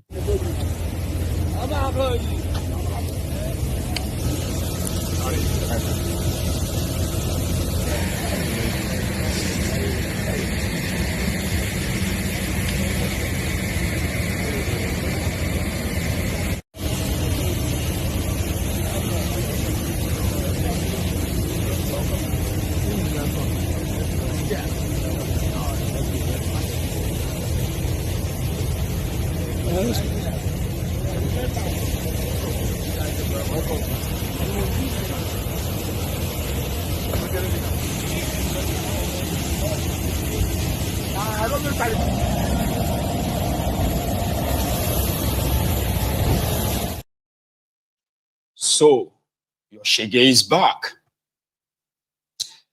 To the people of Edo State, today, the power changed hands, and Okpebolo, APC, Egbekegbe, became the government of Edo State. And it didn't take long before their supposed thugs were unleashed. I'll show you that one.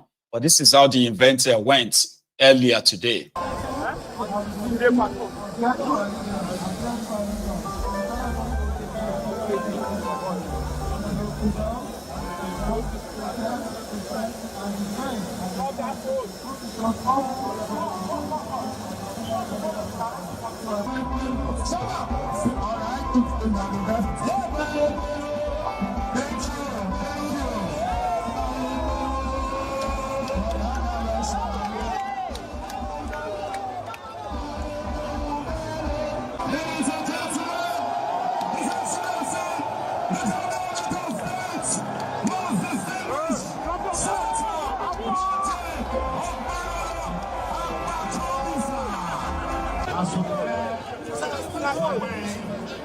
His Excellency the Governor will take around now to inspect the ground of honor.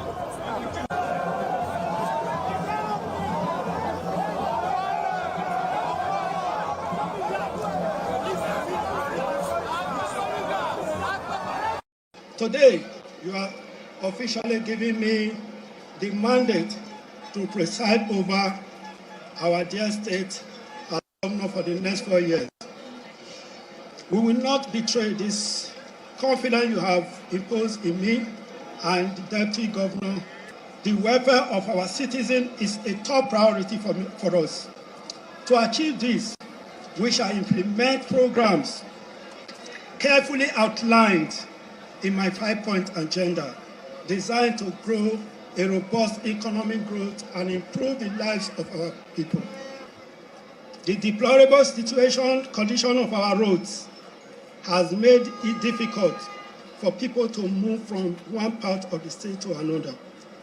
Our policy to develop road infrastructure is targeted at constructing roads, drainages, and bridges to ease transportation for all. We shall immediately commence work to make the road motorable again. My administration shall support small businesses and market women with soft loans.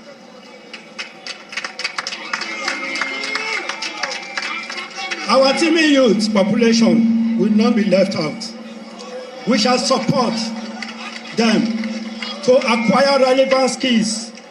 My administration shall immediately swing into action to recruit teachers and build the deplorable classrooms. Tertiary education that my administration shall support the decision of the federal government to uphold the Oba of Benin as the exclusive owner of the returned artifact. Recall that on the 17th of June 2019, 14 members of Edo State House of Assembly were denied inauguration into the 7th Assembly. It was a big blow to our democracy. My administration is setting up a panel of inquiry to investigate the remote cause of this incident. This division is the first obstacle a leader must overcome in order to deliver the promise. Oh, Shitiman was there. He's a special guest of honor, right?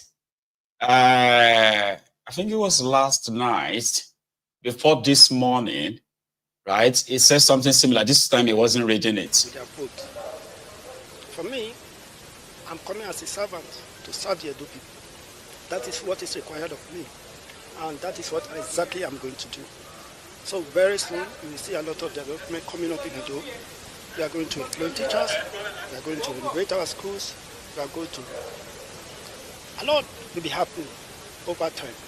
So with time, you will recognize that a new dawn has happened. Congratulations to you, Edo people. Talking about a new dawn. To the drivers, as well as commuters in Edo State, they said that Aregbesola used to be a thing in Edo State until Obaseki waged war against them, and they became a thing of the past. But talking about new dawn, maybe this is part of the new dawn. Yes, this is Edo State. Welcome to Aregbesola once again. You can see them obtaining cars, they are obtaining bus drivers. Just imagine. Yes, democracy has ended in Edo State today. See the Agberos that are obtaining drivers, stopping bus drivers on the road, on Aregbemugbo as I speak. What a shame. What a shame. A big shame to APC government. So, this is not a robbery now. Yes, sir. They don't mind, they don't care. See, that we are back. This is how it used to be in the Somalians' time. That is back. They are back to that. They are back. When they found the old bosses, yes, so they are obtaining them. Yes. So what a shame. I don't know how they take give these people. You know, this is the day and time where everyone is a reporter. So whatever is happening here and there, people will capture that and put it on online. That's one of them.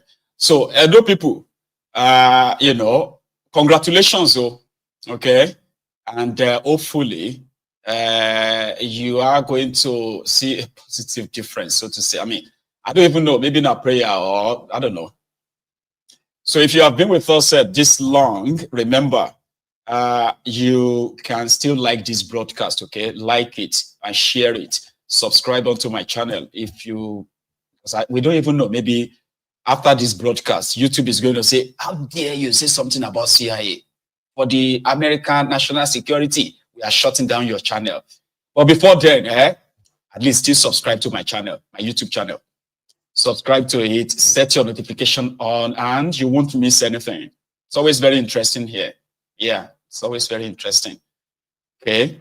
So there is a group of other observers on what the situation has become in Nigeria, citing the Edo example. They had a chart, which I want to share with you. Here is Professor, I think call him Professor, Amadi Sam. Please listen to this. I will start by saying that the assumption here is that our failure is because of the institution itself. That's, we have framed this debate to sort of libel parliament presidentialism, saying that it failed, not that the practice of it failed. So there are three, I'll start with three realisms. First is that institutions matter, and Childa is correct. Structure matters. Again, institutions matter not in the ideal form, but in their real form, how you practice them. There's a difference between an institution defined and institution in practice. So even though scholars say that presidentialism clearly less costly, in terms of empirics, greater GDP growth as people operate parliamentary system have greater GDP growth than presidential system. But if you look across the world, you see that we have hybridization. So Israel, South Africa, they are parliamentary presidential. So we should bear that in mind. There are few totally ideal parliamentary and presidential systems. Maybe the US and the UK. France is a mixture. Germany is a mixture. So we shouldn't run away with the idealism that presidential system, parliamentary as well. Now back to the point you raised, which is very important. Now, how do we choose systems? Power is at the heart of institutional change or not, meaning that those who benefit by an institution will have less incentive to change those institutions. But power is not uniform. That means, like I think the keynote speaker made a very important point. There are dimensions of power. And the new thinking is what they call end of power. People like Moses Naim, okay? What does that mean is that power is no longer hierarchical. We don't talk in terms of government, we talk about governance. We talk about network, we talk about influence. So this kind of conversation can create narratives, number one, that are powerful. Can also create narratives that show win-win. So politicians who probably are wedded to presidentialism and the power it gives will see that parliamentary system actually does not hurt them as much as they think. So there's this idea of why should we change the system if we are beneficial? But if you show that this system actually is not benefiting you as much as you think, you shift the investment of resources and time to protecting that system to allow it change. But ultimately, I think there is what I call social virality, meaning that changes come when it gets to maybe epidemic level. Social change trends get to a point of tipping point where the conversation becomes very hot, empowering, constraining and threatening to people in power. Will this conversation get to a point where the National Assembly members, the presidency, everybody involved will think a second time and say, okay, why don't we transition to a different kind of system, even if it's not wholly presidential? What will determine it is whether the promoters of this system are able to embed it in social realism. The people see it as... What Alaye Sam is trying to tell you is that things are getting hotter. People have lost interest in the type of government that these criminals have foisted on us, or they are forcing on us to, like they are trying to make perfect, even though they are making it even worse. People have lost interest. And as things goes by, they themselves will realize this. That's why it's postulating that. They will realize it and say, you know what, maybe we should switch to something that is close to what people are asking, away from this presidential, that it is not working. Just like from where we started, where Aregbemugbo Baba Kabiru Baba Officer said the system is enriching few people and impoverishing majority. And if something is not done ASAP, there could be a potential, revolution where the people will revolt against known established norm. I am going to, partially agree, but what I won't agree to is the fact that these criminals are the ones who are going to switch. They won't switch. Just like I've said it many times, they will never stop until you stop them. APC, Egbekegbe is so evil that they will never, ever stop their evil way. As much as it is benefiting them, they will never change until the people revolt and change them. And until then, let them enjoy the ride that makes them feel like they've conquered everyone. Remember that lady that raised the alarm over the invasion of the communities in Sokoto? Yeah, this lady, guess what? She was arrested by the police. They arrested her for embarrassing the governor. They said she is inciting women against the governor for calling out the inefficiency in the, the incompetency of these rogues that cannot protect the average civilians, women and children that are being violently violated by these terrorists. Yeah? So she was arrested. And then she was bailed. And guess what? Some thugs, political thugs, they kidnapped her. They beat her. They beat the lady that she was unable to walk. Now, she is now living in fear, in hiding. Her family has taken her away from Sokoto. They've taken her away into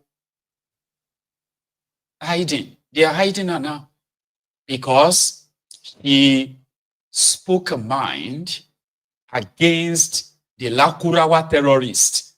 The Lakurawa terrorists, which we now know that they have been in existence for a while. This Lakurawa terrorists from Niger Republic, from Mali, from Libya, they are not Nigerians, but they have been allowed by the Islamic criminals of northern Nigeria, Sokoto to be precise, including the authority, the police. They said about 6 years ago, 2018, when these guys first came to limelight, the Nigerian police, Sokoto chapter, they came out and said, oh, the Lakurawa people are not, the Lakurawa terrorists are not violent. Even though they have guns, but they are not violent, okay? They were there to preach Uthman Danfodio's purified Islam, type of Islam. To the point that when the Lakurawa terrorists killed the Nigerian soldiers, the Nigerian army also came out to deny their existence. Today, 6 years after they have been known, in some part of Kebbi, Sokoto, these guys are so prominent that they are the ones settling disputes.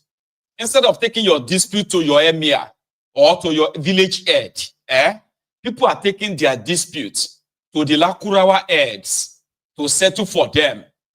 I'm telling you, because they believe that they are more Islamic than their leaders and the established or existing order. Now, these terrorists right now, even today, we received a report that said they have issued a cease and desist notice to Bello Turji. Now, Bello Turji is another terrorist, but of the Fulani extraction. He is the leader of the Fulani terrorists in Sokoto, Kebbi, Niger, Katsina, Kaduna, and a few other places like that. This guy has vast land that he controls. So the Lakurawa guys have now told him, you need to stop this now. On the order of, Lakurawa, we order you to stop, or else we will wage a war against you. So two terrorists are threatening themselves. But today, there was a gunfire engagement between the Nigerian army and Bello Turji's faction. In Sokoto, Bello Turji has been declared wanted. Bello Turji was the one who exposed the supposed Nigerian Minister of Defense, Patawale, Bello Patawale. Now, Bello Patawale is one of the ministers of Tinubu. He is in charge of defense. He is also the guy accused with facts of establishing, funding another set of Fulani terrorists in Zamfara. Now, a former Zamfara governor, a terrorist sponsor, is a minister of defense under the druggy Tinubu. So Bello Turji has been declared wanted for exposing their former sponsor. Because Bello Turji said the reason why Patawale wants him dead was because he no longer listened to Patawale, and Patawale now sponsors another set of terrorists. And these terrorists have been chased away from the mineral-rich areas where they are doing illegal mining in northern Nigeria. And because they are affecting the business of Patawale, illegal mining in northern Nigeria, so Patawale is now using the instrument of states to chase down Bello Turji. So Bello Turji is asking Tinubu to sack him and get him investigated. And it's not just the only person who said it. The successors to Patawale in Zamfara, the current governor of Zamfara state, said they have arrested some terrorists, Fulani terrorists in Zamfara. And surprisingly, order from above, order from Abuja, ordered them to be released. That they couldn't even try them before they got released. So that Bello Turji is now declared wanted by the Minister of Defense. So today, his own group, Nigerian Army, they clashed in Sokoto, and that clash led, according to the Nigerian Army, it led to the death of about 7 members of Bello Turji's group. But Bello Turji escaped. According to them, they now arrested 12 members, 12 fighters of Bello Turji and a bag of igbo. They displayed it. If you go to Twitter right now, you will see the images of the arrested fighters, Bello Turji's fighters. They didn't go there to fight the Lakurawa. The Lakurawas are there as we speak. Even though the Lakurawa terrorists killed 15 people in Kebbi 2 days ago. Yeah, they did. Nigeria is so messed up, right? So this lady who raised the alarm is now hiding for her life. Because the man on the left is the governor of Sokoto State, APC, Egbekegbe. The lady on the right is a lady who exposed the terrorism that they have been suffering since this Lakurawa started acting and moving mad in Sokoto. The lady got arrested for embarrassing the man on the left, the governor, who failed to protect her, right?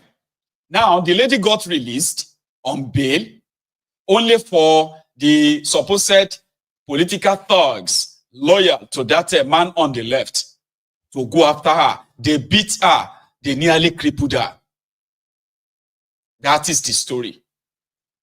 So if there's anything to be worried about, it should be the fact that if this guy, Kash Patel, which is being touted to be the next CIA director, Donald Trump's CIA director, right? The way I am looking at the guy, somebody said that the guy looked like a done mad before. And another people, Americans are crazy, right? So Americans are like, maybe that's the reason why Donald Trump is bringing him as the CIA director. So that all these Democrat-appointed CIA, DOJ, and all this FBI stuff, right? Maybe when they have this kind of a person, all of us should actually be, not all of us, maybe the likes of Tinubu and Co. should be worried. Okay? It's crazy. His name is Kash Patel. So if he becomes the CIA director, I don't know if we would, I don't know. I'll keep my opinion to myself at this point, okay? So our time is up. And listen, if you have been with me all evening and you have to go now because we are going to open the line, opening the line where everybody can contribute. You can call in, you know, add your own voice to this, your own perspective as well to this entire conversation. I've said a lot of things this evening, and I don't know which of them is going to interest you.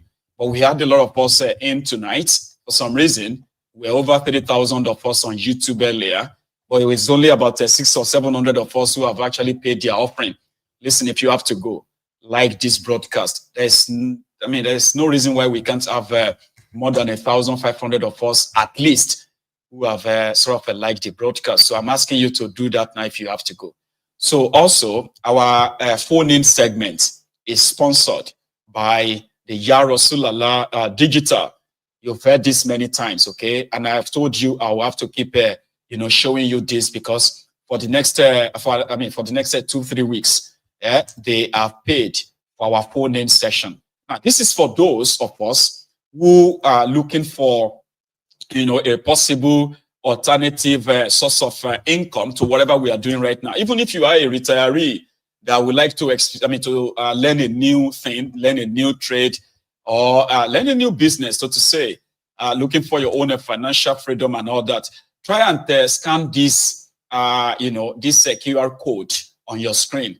Okay, it is going to take you straight to the website of our sponsor for this next segment. Okay, you can ask questions and all that, but if you really want to, try it out, okay, what happens is that you will need $149 to sign up.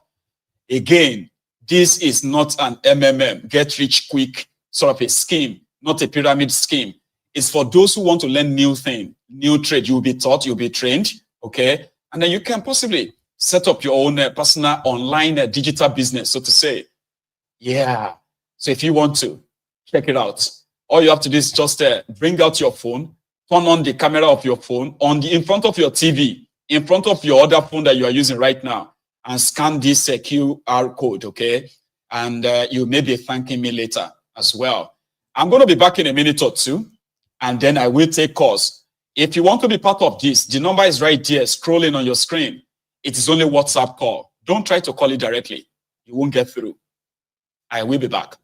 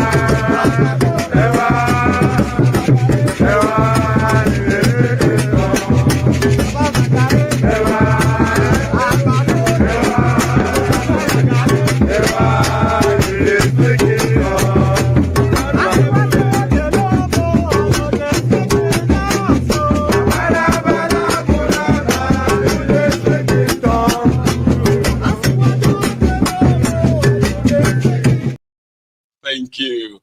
Now that in addition, okay, no, you're not going to get discounts. All right. If you decided to sign up, it will cost you $149 to sign up. Okay. Now, when you sign up, that's when they're going to send you all the package that you need to know. You must be really ready to do all the study, the practice, and all that stuff. Okay. Now, that $149 is refundable.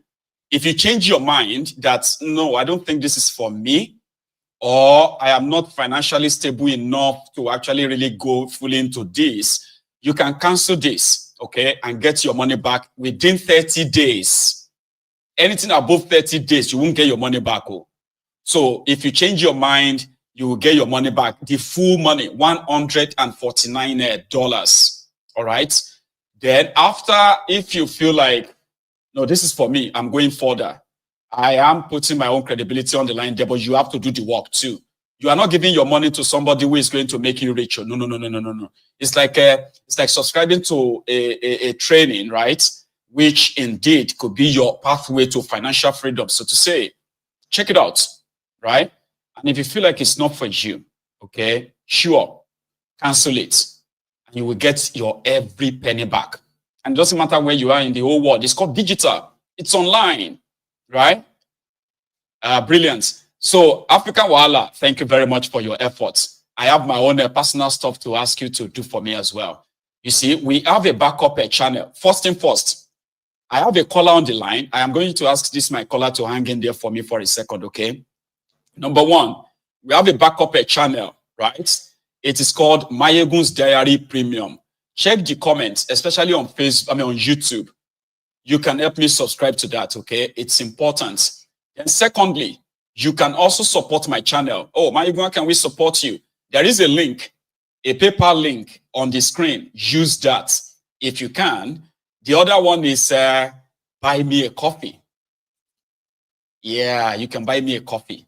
A cup of coffee is $5, okay? Now, it's so easy as well. It's a QR code. If you bring out your phone and you scan this this QR code on your screen, right? You can buy me a coffee, support my channel and support what I do here, all right? And others, you can just like the broadcast. That is the easiest one you can do for me.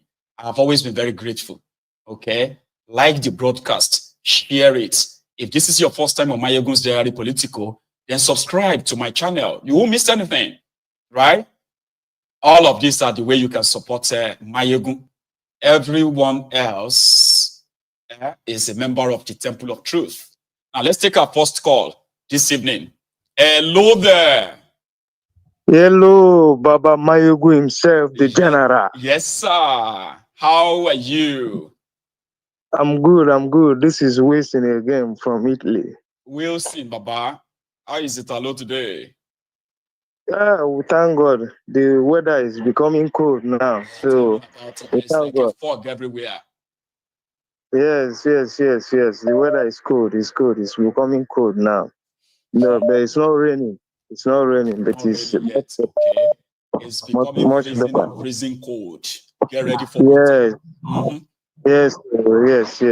So with the fight at the Naya border, I think that is why the cold is even getting more colder.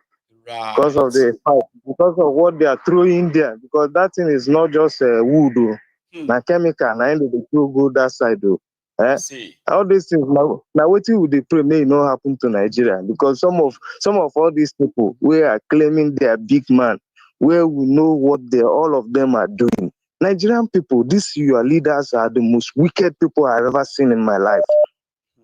Whether you are reading Bible, I don't understand. Somebody will claim that he's a Christ-like and he's wicked to the next person, even praying that the way my neighbor will come and beg food in my hand. Haba, which kind of pray when they pray? Can't we be civilized?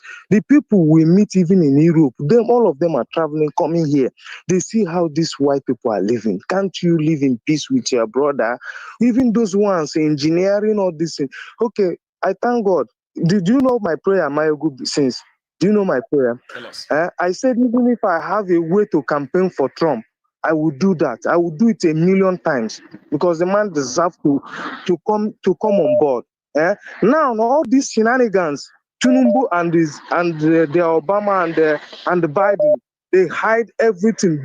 Put Nigeria in abject poverty. See? Abject poverty. Now they put Nigerians turn to beggars. Not only the Yorubas, not only the Northerners, all Nigerians turn to beggars. There's no one that is spared. They didn't spare. Nobody is spared. Nobody now.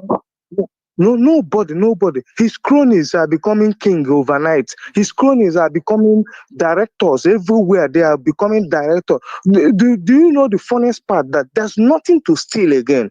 That's why they are going to borrowing. There's nothing to steal. Please, Mayogu, don't give these people courage that there's anything there to even eat. There's nothing. Do you know the biggest problem Nigeria have? We have biggest problem of hunger. There is no food in Nigeria. There is no food in Nigeria. This is a systematic damaging of Nigeria. And I didn't plan them. Do you see Bigot? That's why I pray. I say, do you know why I say, make Donald Trump win? So that thing Bigot plan for Nigeria will never happen. To come and start selling the GMO food, people will not know. They will think they are doing. You want to wicked one person. You know Nigeria, make wicked Igbo people. You are wickeding yourself because if they bring the food, you are the same. You are, even if you don't eat it, you are eating from America. Even if you are eating from America, one day your cousins, your people will still eat it and die. Those people you can't protect because I never see who is in power and protect everybody that he knows. If a president they protect everybody we know, there won't be problem now. There won't be problem. But because he can't protect everybody, that's why there's a problem. So if you think because you are not touched today, because this what is happening, you are not touched, you are not being touched. To think about the people around you. Think about those ones you want to slave, you want to put into slave. Mayogu, I thank you for this thing you are reminding us. I thank you for this thing you are reminding us. David Hunde, if you are there, you people should go and put in for that Tinubu case to come out. Let the world see. There is nothing to hide. We must see these things. Even if they didn't do it, some people are angry. Like me, I'm angry about what is happening in Nigeria. I'm not happy with what is happening in Nigeria. No day. Mayogu, do you know sometimes if I start watching you, what you are saying, sometimes I get broken, I just off it. I get angry. I will be tensed up. What I will be asking myself, why are these people are so wicked like this? Can they change? Can these people change? What kind of manipulation are they doing? What kind of manipulation? Even the churches, they are not helping. Nobody is helping in Nigeria. Everybody want to make it. You want to kill somebody to survive. The people who are importing fake drug are importing fake. The people are importing fake food are importing. The people would go to our border is porous. They are doing all actually use also like shorting the naira to devalue it, to further devalue the effort of hard working. It's mental. Listen.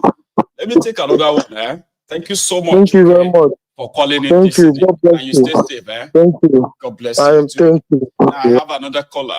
A great way we can do it, chap, okay, and make sure that a lot of people have a chance of contributing this evening, okay. Here is another. Hello. Oh, hello, Biafra. Oh, hello, Dudu. Oh, El Biafra. Bro, it's been a while. How are you? I'm good, Mayogu. I just been busy, we're out here working, trying to support people back back home in the zoo, left and right. But we're here, I get a little frustrated. I'm not able to watch you live. Yeah, I appreciate you. Yeah, today's show is phenomenal because you touched on a lot of key things that people forget to see, or they're not able to comprehend or think, because they've kept them in a situation where they're boxed in, and able to think critically. So they use church and everything else to just keep everybody down and distracted, while the puppet masters are controlling the puppets, which is their so-called leaders. They all have CIA ties from the beginning to the end. They're all from Obasanjo, all of them. They all have CIA. They're all CIA assets, more or less. But this particular one seems to have been like more evil in a way that we've never seen before, man. This is yes, it's all by design. This is what they want. They have to keep everybody down. They cannot allow any African nation to succeed, and they will not allow it. And anything they can do, they'll kill. Just like with Gaddafi, they tried everything to kill him. So many times. And they finally got him because of, but everybody was saying, oh, Gaddafi was bad. People turned on him. No, it was a CIA operation because Libya was the most prosperous most prosperous country in Africa, and they were afraid of it spreading with the gold dinar being the standardized currency. Yep. Which would have made it much powerful. Africa would have been much powerful and be in a better position to control the economy, and the economy will collapse. So that's what's happening now. When you have BRICS, BRICS is another threatening thing. They'll try anything to bring BRICS down, or they'll try to infiltrate some of these countries to control them and keep the government from partaking in BRICS. So this is all inside thing. I voted for Donald Trump 3 times. Okay, I like Donald Trump because of a lot of things that he speaks that I can relate to. He speaks my language, but let's not get it twisted. He has donors. He has supporters of people of interest. So for us thinking that he may release some of the CIA, how can I say, cables to now be able to see what Tinubu has been up to, I highly doubt it because there's a lot that is in play. And he, like he said many times before Trump, he had friends that have gone to Nigeria poor and came back rich. So we must keep that in mind. That we must manage our expectation and all that. Exactly. When it comes to this, America that. That's why I always put it as I hope and I really do wish. It's because we all know that what comes first is America's interest, and it doesn't matter who is there. True. Absolutely. And then some of the people now that he's planning to put in his cabinet, a lot of them are war hawks, which are warmongers. They love war, and I'm very disappointed because I thought you were going the other way, but it seems like that's because that's one of the things that his supporters, his base, have always been like up against. Yes, yeah, that's why I've not been happy for the past couple of days because some of the people that are pointing right now, they're actually going to work against them if care is not taken. So it's for us to see what happens. Okay. Exactly. So people, let's just not blindly follow these people. Yes, he has a good heart, but it's the people in the circle that will determine what happens. If he gives orders, they may disobey and do the other another thing. So for us to get our freedom, sorry for holding you up too long. For us to get our freedom, we have to be the ones to fight. All hell Biafra, all hell Oduduwa. All hail Biafra, all hail Oduduwa. Stay safe, bro. Okay, you have a very good one. Here is another caller, and I believe it is the Prince J. Yes, so how my are praise you, day here, but my good general. The Prince It's become my representing IPOB for life, Baba. That's him. How are you? Well done, well done. I'm fine, and you? I'm very well, man. Thank you so much. Please. Yeah, respect to Temple of Truth. I greet everyone in the house. Greet you too. Baba, tonight you hot extra. This one a Parador extra. You get? Because it may be the last one, right? It may be the last one before they will come back and say, "How dare you talk like that?" And you know what I mean. So that at least I will be satisfied that I did my best. I did justice to the subject. You poured it out. Yes, I like that. Thank you very much. Like that. Please. Well done, Baba. Thank you. Yes, irreparable damages. Now we still there on top. You see, Baba, I don't know whether they do others the way they do me. Okay. You see, when I see this guy, when I see this irreparable damages on TV like this, I they see I get a parade. I go to wonder, say, waiting hit Nigeria, waiting happen to Nigeria. You understand? This one is more than bondage. I don't even see him as, I just see her like, one kind talk the waka. I don't see her like president. I don't know whether they do others the way they do me. You understand? Because I cannot imagine. Like a criminal, somebody will be like a Bulubu criminal. That if they actually tell us who him be, go, a lot of people will be like, what? How come we didn't know this? Baba, make I tell you, if you see that country, where that country go finally come down like 25 stories building where no get a foundation. we go know what happen. You know, so on his way to the top, to the pinnacle. Funshaw William was brought down. You understand? It was. We go see that we go still know time go come, we go still know what happen that side. My ego. We thank God that you see it will not everything they cannot hide it forever. You see, there's nothing hidden under the sun. That thing that he went to before election went to prevent that people will not see those evil that happen. You know now that Trump is there now, it's coming out gradually. This man sponsored the kidnapping of Nnamdi Kanu for him to become president. That's why he's not talking anything about Nnamdi Kanu. But I'm telling you, my ego, you see, Tinubu is gonna crash with it. It's gonna be the greatest disgrace that the world have ever seen. I'm telling you, that's the way I'm looking at it, and it's gonna happen. You know, because they cannot, nobody they can't manage this thing that we are seeing. This kind of destruction, He this kind of actually thumper. argued it in America that they must not release his file, that it's going to cause an irreparable damages to him. And people were like, what do you mean? Like, what irreparable damages? Is there something that we should share you get? That's so now, Baba. That's why I started this by saying irreparable damages, so that people go still remember. You see, Baba, secondly is about this bondage. Another bondage is in Nigeria is this Dangote. Every time they are in the news, why must it be one man, one Fulani man that we own refinery in Nigeria? The whole refinery of a country is not working. The whole country is at mercy of one Fulani man. Why must it be like that? We have been talking about this monopoly.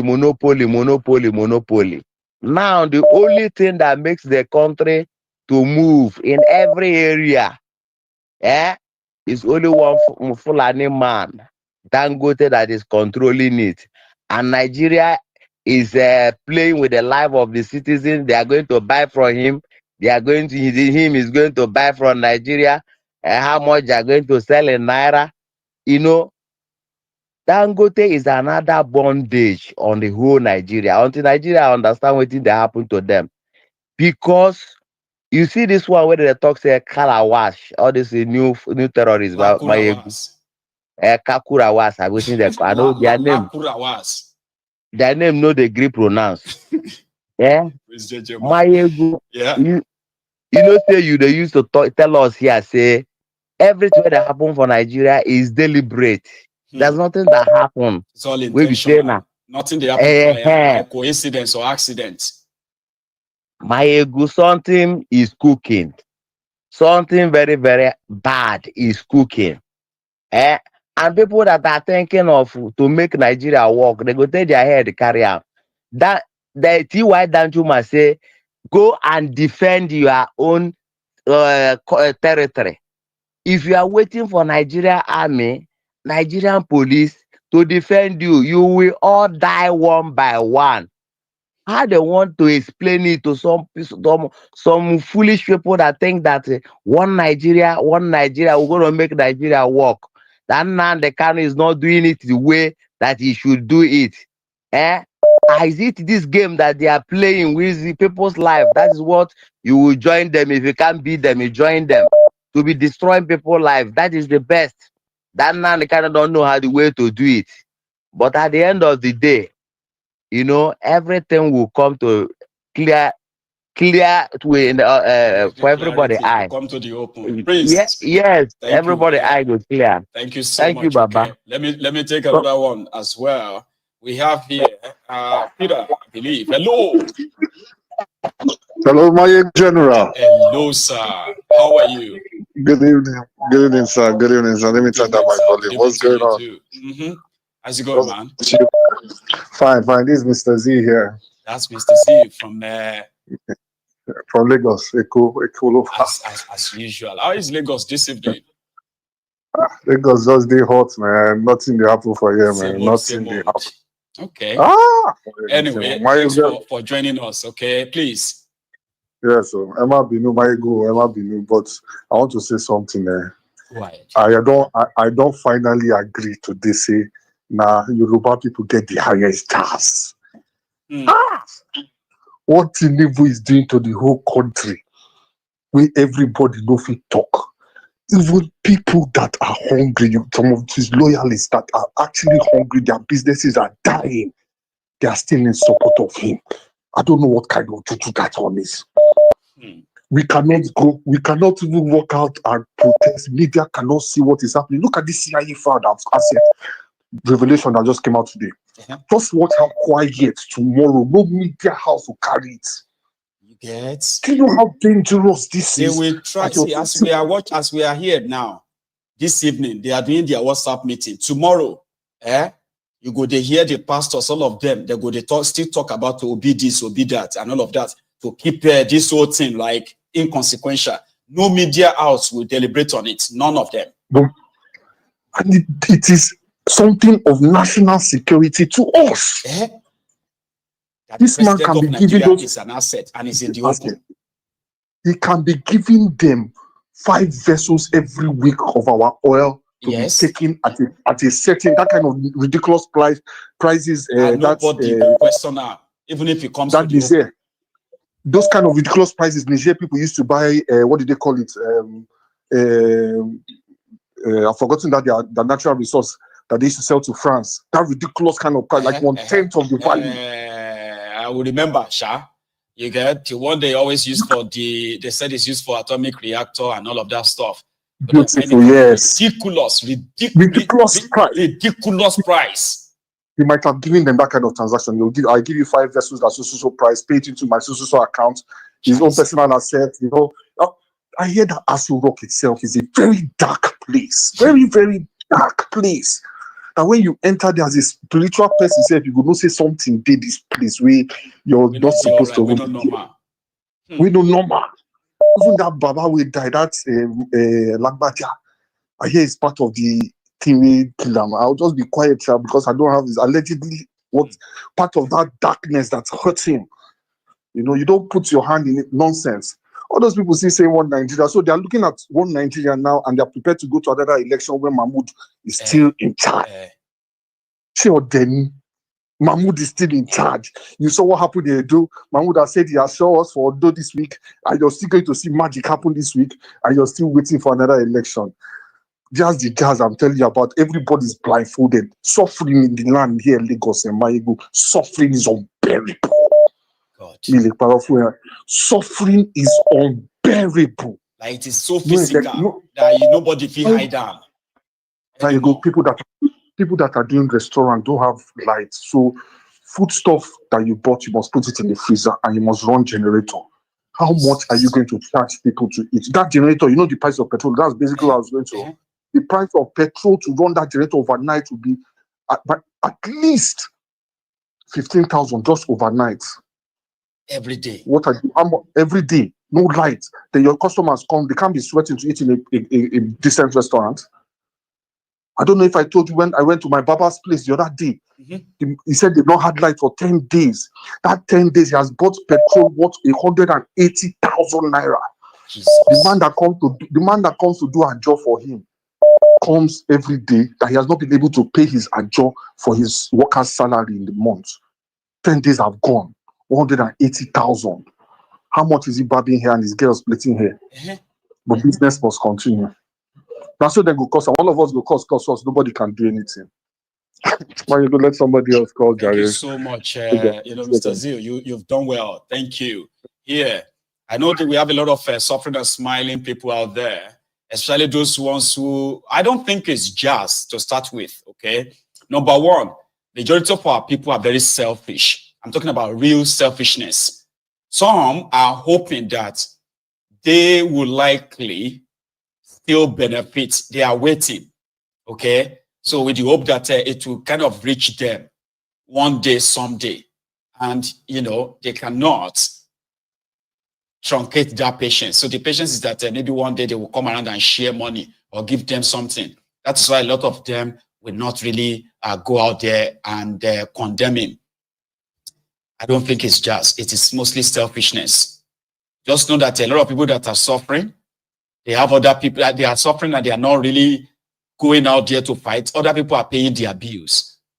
But when those who are paying their bills also becomes very poor, that they can't pay them anymore, we'll see how everybody is going to cope. There are still those of you in Nigeria who are still collecting money from abroad. People are still offsetting your bills. So you will complain, but somebody is going to still give you money. When those people are unable to give you money from abroad anymore, you will see Venezuela will be a child's play. This is Prince Adebayo from Sweden. The Prince. Hey, my king. The Prince. My king. How are you this evening? You're too much. My king, I'm good. My king. You know, yesterday I was saying something about the devil. And today you just expose that devil again. And then I understand that, okay, you're on point, you know. You see, anybody in the whole of that country that is coming to bring change, that does not recognize the fact that we are fighting not just local traitors and saboteurs, but the foreign overlords, is not ready to fight the problem. Baba, you have exposed everything today. There's something I just want us to know. The solution lies in three places. One, as we are fighting to redeem our country or our space. I will not say our country because the name itself is not our own country, because inside it is our own nations. Remember? Our own nations, exactly. Our nations are trapped inside this fake country. Trapped inside this contraption. Yes, exactly. So there's no way we can say it's not our country per se. We are trapped in our nations. Yes. Our different nations are trapped within. Are trapped inside. Yes. Thank you. God bless so as we are fighting to free ourselves from this shackle, we must understand that the people we are fighting are not just the ones we are seeing, but the ones outside whose interest is holding us in this shackle.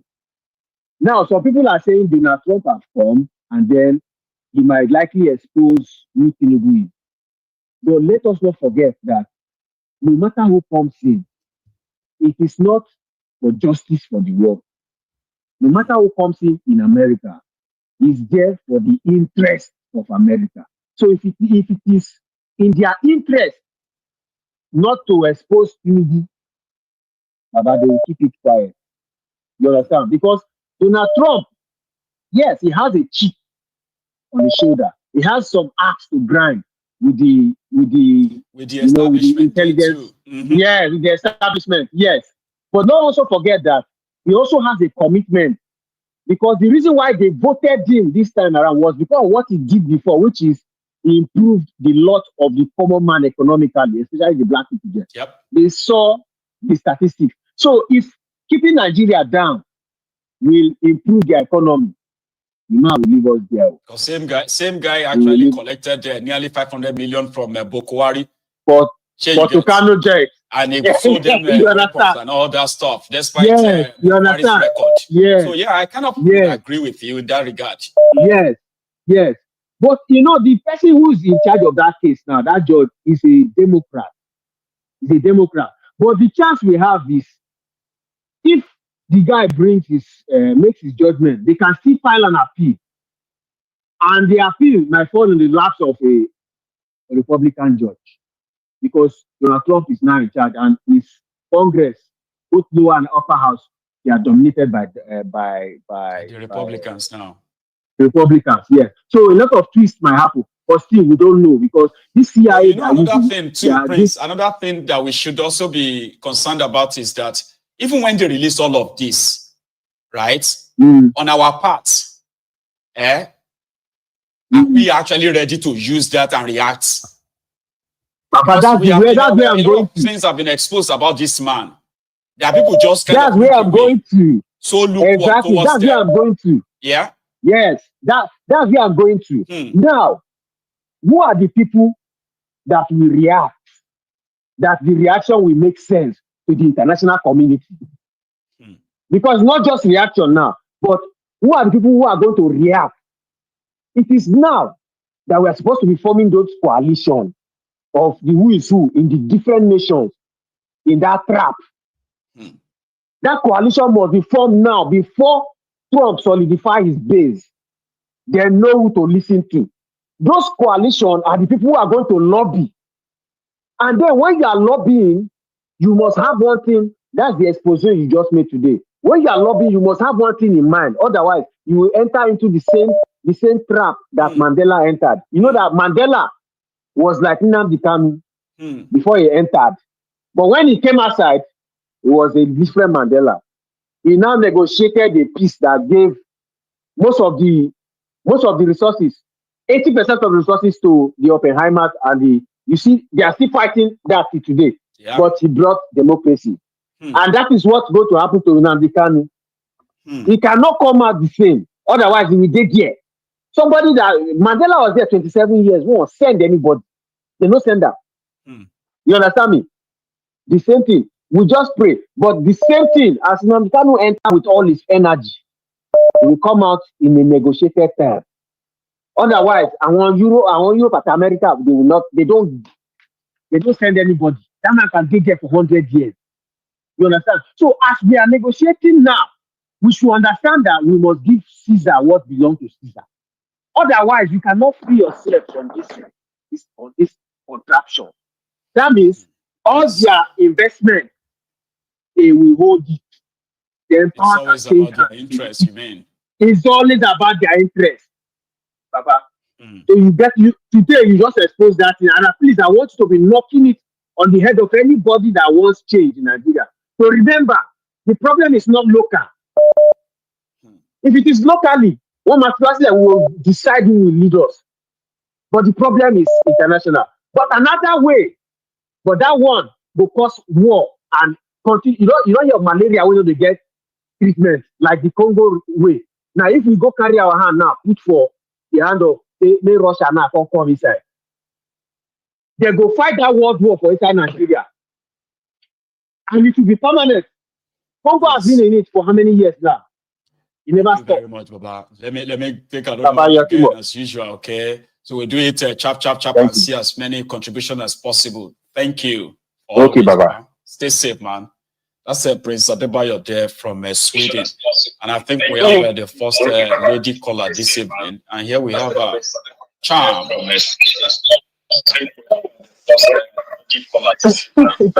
you hear me? Yes, I can hear you. Good evening, Marigo. Oh, good evening, Mama. How are you? I'm fine, thank you. I just had to call in because today's podcast was a banger. Honestly, I feel like if there are people still out there deluded that we have a country, you see, after today's exposition that you made, there shouldn't be a shadow of a doubt in your heart and in your mind. We don't have a country. Nigeria is not a real place, right? It's becoming clearer. You talk, and what is also clear now is how long they have been playing us. You know, they've played our parents, they played us, and they want to continue to play us in perpetuity. That's what I see here. You see, what's his name? Tinubu was a long game.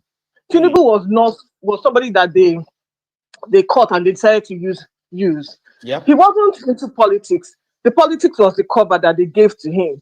They already had people who knew what was up in Nigeria. So him going into Nadeco was a pathway into the politics of the country. It was like a long game, you mean? Yeah. This guy had no real life business. He has no real life job per se. But he was funding Nadeco with millions of dollars, Baba. Very, very good. So that's your number one point. Funding Nadeco with lots of money. Where is he getting that money? From the CIA.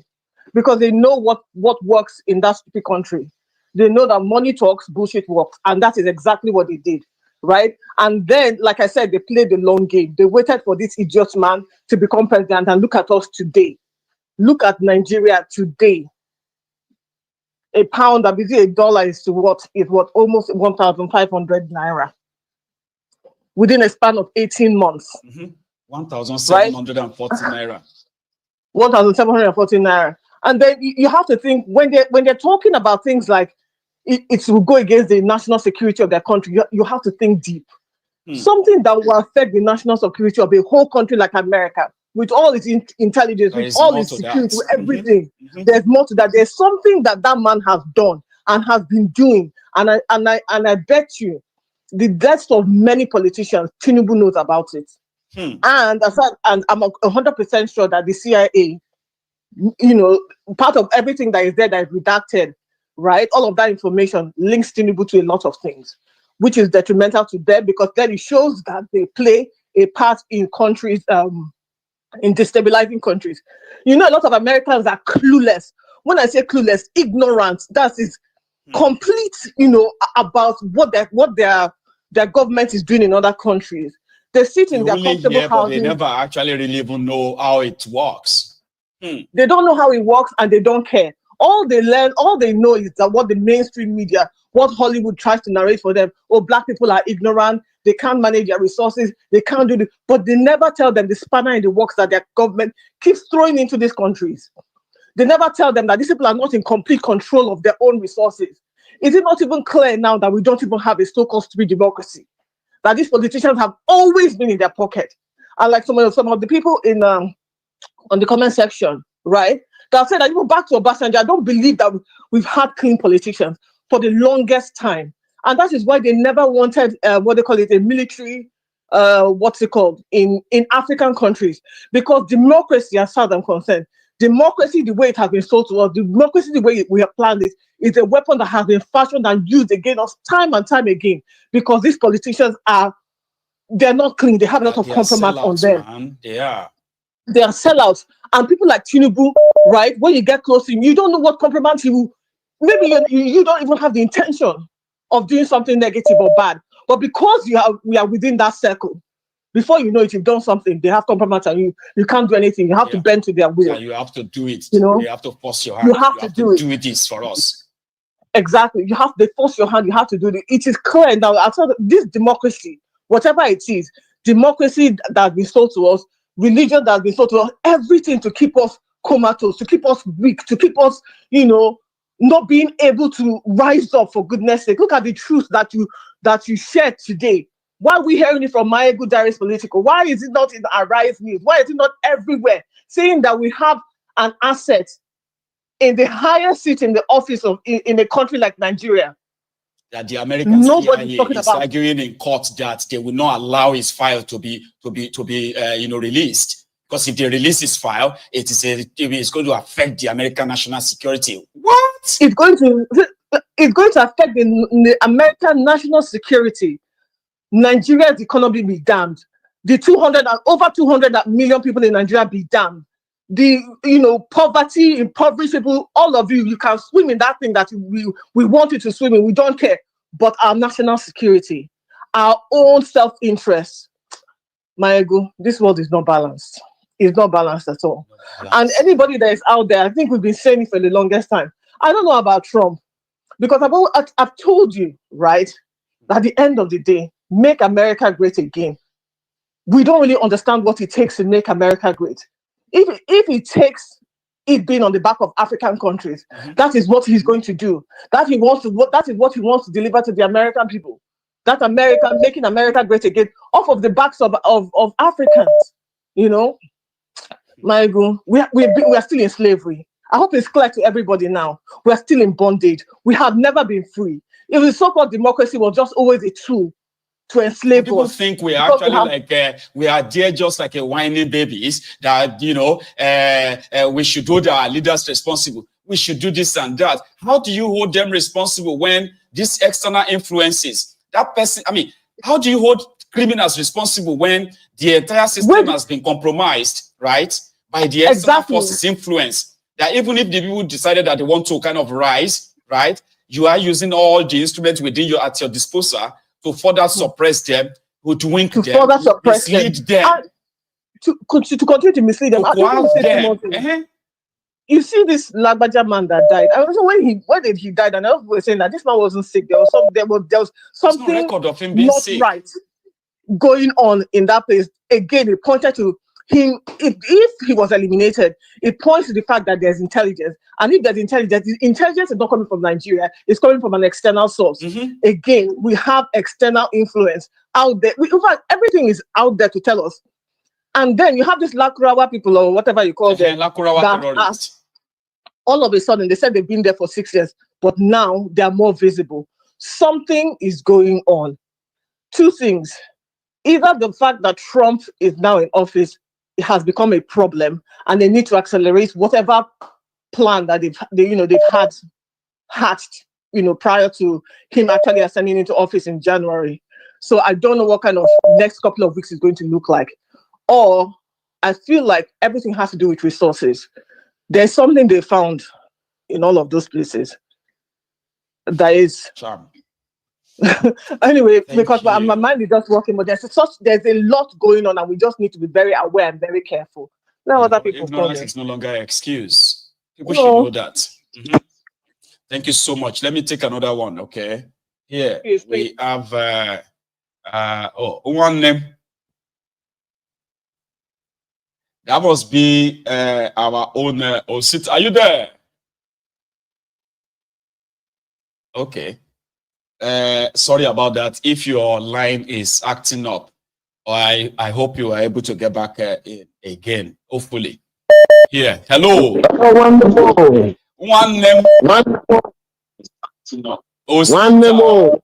How are you, sir? Yeah, I'm good. I'm good. Oh, I bet this is never going to pass you by without you kind of like, no, I'm going to have to call in again. I have to call in. Thank you so much, please. Congratulations on the good job and the advancement. Oh, thank you very much for the support too. Yeah. Anyway, I just want to talk about the reason we have to have what is called self-belief. This so-called white people, I am sorry to say, Trump is inclusive. They don't have any business with us. They don't want you to be good. Let's forget about he won the election. It doesn't mean that it is the effect, the good effect, whatever anybody is thinking. It could be a good sign for us somehow. That is a good sign for us. That's the businessman who always says that he's a deal maker. When you are a businessman, you are clouded with money. And everybody that is around him are all business moguls. What do they need from Africa? They need only one thing from Africa. Exploitation as possible. As much as exploitation as ever. So I don't want us to live in delusion. God knows my heart. I don't want us to relax. It's just like when we are saying, oh, we are thinking, oh, we are praying the military can come in. It will all go back to square one. It's a deal. And you wouldn't tell me, you yourself, all of us, we know that Tinubu is a good deal maker as well. That's right. We know that he's a very, very awkward, good deal maker. Good criminal in that regard. He said it, whatever money cannot buy, more money will buy it. And you will bear me witness, you've lived among white people. Even the white people that you live among, they are even better than the white people in America. They all respect money. No doubt. If they can get something out of you, they are good at it. They are fine. If Trump is going to come against Democrats, he's not coming against Democrats personally. He's only coming against the business they do to put his own business in line as well. Replace. So I need us to wake up. This is our own call. I keep saying it. It's our own fight. If we think that he is going to mess these people up, these Nigerian criminals up, these Nigerian criminals will do deal with them. That's the way it is. The reason they scramble for Africa. Either way, we are toast. Yeah. The scramble for Africa is not because of the humanity that exists in Africa. The scramble for Africa is because of what they need to improve their lifestyle. Everything is right there in Africa. So that is the reason when they talk about Africa, it is only that we ourselves has not been able to take advantage of what we do have. I wrote it somewhere on X the other day, on Instagram. Right. When you look at the past 10 years, for example, the people that accepted that they have died and they are not afraid of dying has made progress than any other part of Africa when it comes to infrastructure. And that is Mali, that is Burkina Faso, that's Niger Republic. If you look at what they've been able to do with the little time those guys have been in power, you will know there's something that is called change, a positive change. It might not be a total change, but it is a positive change in the right direction. So what they are going to do with us is deal. And we will be the bargaining chip. So it is left for us to know that it's our own time to stand our own ground. This fight is for us. It's not for anybody. American first is not Donald Trump that used it first. Make America great again is not Donald Trump that used it first. Make America great again was Ronald Reagan. So I need people to understand all this consciousness that people are jubilating. Yeah, Africa will be good. Africa will be good. And making America great is not make Africa great again. No, it's American great. America first means American first, not African first. Not African first. So I need people to be very conscious of what they wish for, what they want. All these things, the Democrats, their values, I'm just kind of curious to what the disruption could do. I'm talking about the disruption in whatever these guys have planted in Africa to start with, okay? Is disruption of the whole thing could be a window for us where everybody who is conscious enough, right? No doubt, my brother. Take advantage of before they replace them and continue the whole scheme again. I mean, there could be a window somewhere, No doubt about no doubt about it. There is a window. It is left for us to recognize that window so that we can penetrate it. Because even if they release all the files, are we not? The majority of us not just going to pretend that we don't see it? Yes. Are we not going to pretend? Are we conscious enough that even the ones they've released so far, what did we do with them? Yes, I asked somebody, redacting that name, you know that it's Tinubu's name that is there. Didn't you know what did we do with it? So these are the questions that we ask ourselves. So what they try to do, the deals that they do is try to have compromise. They don't want the nice person who they don't have a compromise on. They don't want that person there. They always need somebody who they have compromise on so that they can do their biddings. So so that person can do their biddings. So it is our fight until we keep recognizing that it's our fight. That is when we can react positively. If not that, we'll be somewhere in our conference there and we'll be shouting, oh, this person will do this for us, this person will do this for us, and they will never do anything for us. Sita, thank you very much. Okay. You have a very wonderful, evening. Here is another caller on the line. Hello there. Hello, my Baba. Aba, how are you this evening? From Canada again. Grand. How are you doing, sir? How are you? I'm well. Two things. Please. I want to open Nigerians that are listening to a different perspective to the whole thing. Now we have established that Tinubu is American asset. That we know before. Yes. Until now, but it's going to be now that they confirm it in anticipation of a con man that just won an election in the US. Let me tell you this impact. Tell us.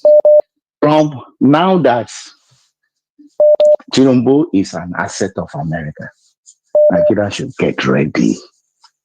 It's going to be a new dimension of deals. Because Tinubu cannot say no. Actually exploit it. Rather than it's going to be worse. Trump is ready America is broke. Trump will look for money from anywhere. He doesn't care. They know you cannot win. Nigerians will never do anything about it. That's why they release it about now. They know us well. America is not interested in our problem. For those who are waiting, oh, Trump, no. It's all about interest. Now that they have an asset in the biggest stupid economy in Africa, wait for the impact from the moment Trump takes over. Trump will dominate our president, and he will take whatever that is takeable out of Nigeria. So our now the thing does start. Tinubu, as long as he is president and nobody's challenging his human rights abuses, his corruption, and the rest of that, they can take whatever they want. He's already getting ready for 2027, and Trump will make it happen for him as long as he can play ball. Trump is equal to Tinubu in everything. He's a con man too. You know, so the deal will be Nigerians will suffer for the whole thing. Now on the Lakurawa thing, that is the way of the future. The North has always been the problem of our nation. Right from the population, the North thrive in crisis. They use crisis to negotiate everything. From Mytasine, there's always one uprising or the other. If the North that hold every position in Nigeria for such a long time, they are still referred to as the poverty, all the indices that give quality of life is still in the negative in their region. And the children, those that they are exploiting, they never wake up once to face their leader. They feed on the whole of the nation. The Lakurawa is just a positioning of what is going to happen in future. If Tinubu, whatever way, is succeeded in spending his 8 years, believe it or not, we're going back to Egypt. It would be so much, the impact is so much devastating on Nigeria. So your word, your preaching over all these years about break it down now, that is the only way for Nigeria at this moment. The handwriting is right on the wall. Tinubu can't do anything. You remember that APC used to thrive on this decentralization of power through federalism. All those things. You don't hear anything about that anymore. They're not talking about it anymore. He can't do it. He can't do it anymore. He can't do it anymore because the president is all about survival. It's about survival. The wrong man is in power. Whatever they say he should do is what he's going to do. Yes. So Nigeria is not the interest of the current rulers of Nigeria. Nigeria is not the Nigerians are not in consideration of the rulers of the future of Nigeria. Break it down now, or else we are done for. Only God knows where we went. We are really, really done for. It's a sad day. Thank you for what you're doing. Thank you so much. Thank you for what you're I doing. hope a lot of God us bless. are consciously following this conversation, okay? And the idea of I don't care, or the idea of whataboutism, all those things that makes us give excuses why, we can't do anything. I hope a lot of us are looking into reconsidering now. Because if not, we are done for real, Baba. We are done for. You stay safe, man, okay? You have a good one. That's Bengana there from Canada. Here is IK. Hello. Hello, Mayogun. Hello, sir. How are you? Yeah, I've been trying to reach you for a while. I left a message. I am so happy that you got through this evening. Please. Mayogun, I want to say something about you. Please. And I am not toasting you. I'm not a woman. But I want to pray for you. Thank you. I have watched you. I've listened to you. I just joined. I just started following you. Oh, bless you, man. I've never met so many like you who is so detribalized, so straightforward, You say it as it is. You put your life on the line for Nigeria. You put your life. It's not about the buy me coffee, buy me this. But you're putting your life on the line. This is a true hero. The fact that you could come out to expose this, I've been waiting to call you. Yes, everybody has. But may God bless you. May God guide you. I put on my Facebook profile just now, even though some of the things I've been told just now, you know, might make me go and remove, because I said, may God protect Trump. But on hindsight or rethinking, most of your callers have mentioned it, and it's very clear. Now you are Trump is a to see businessman. from different perspective. That's why I love this platform too, right? A lot of people will kind of make their contribution and get you thinking. I love it.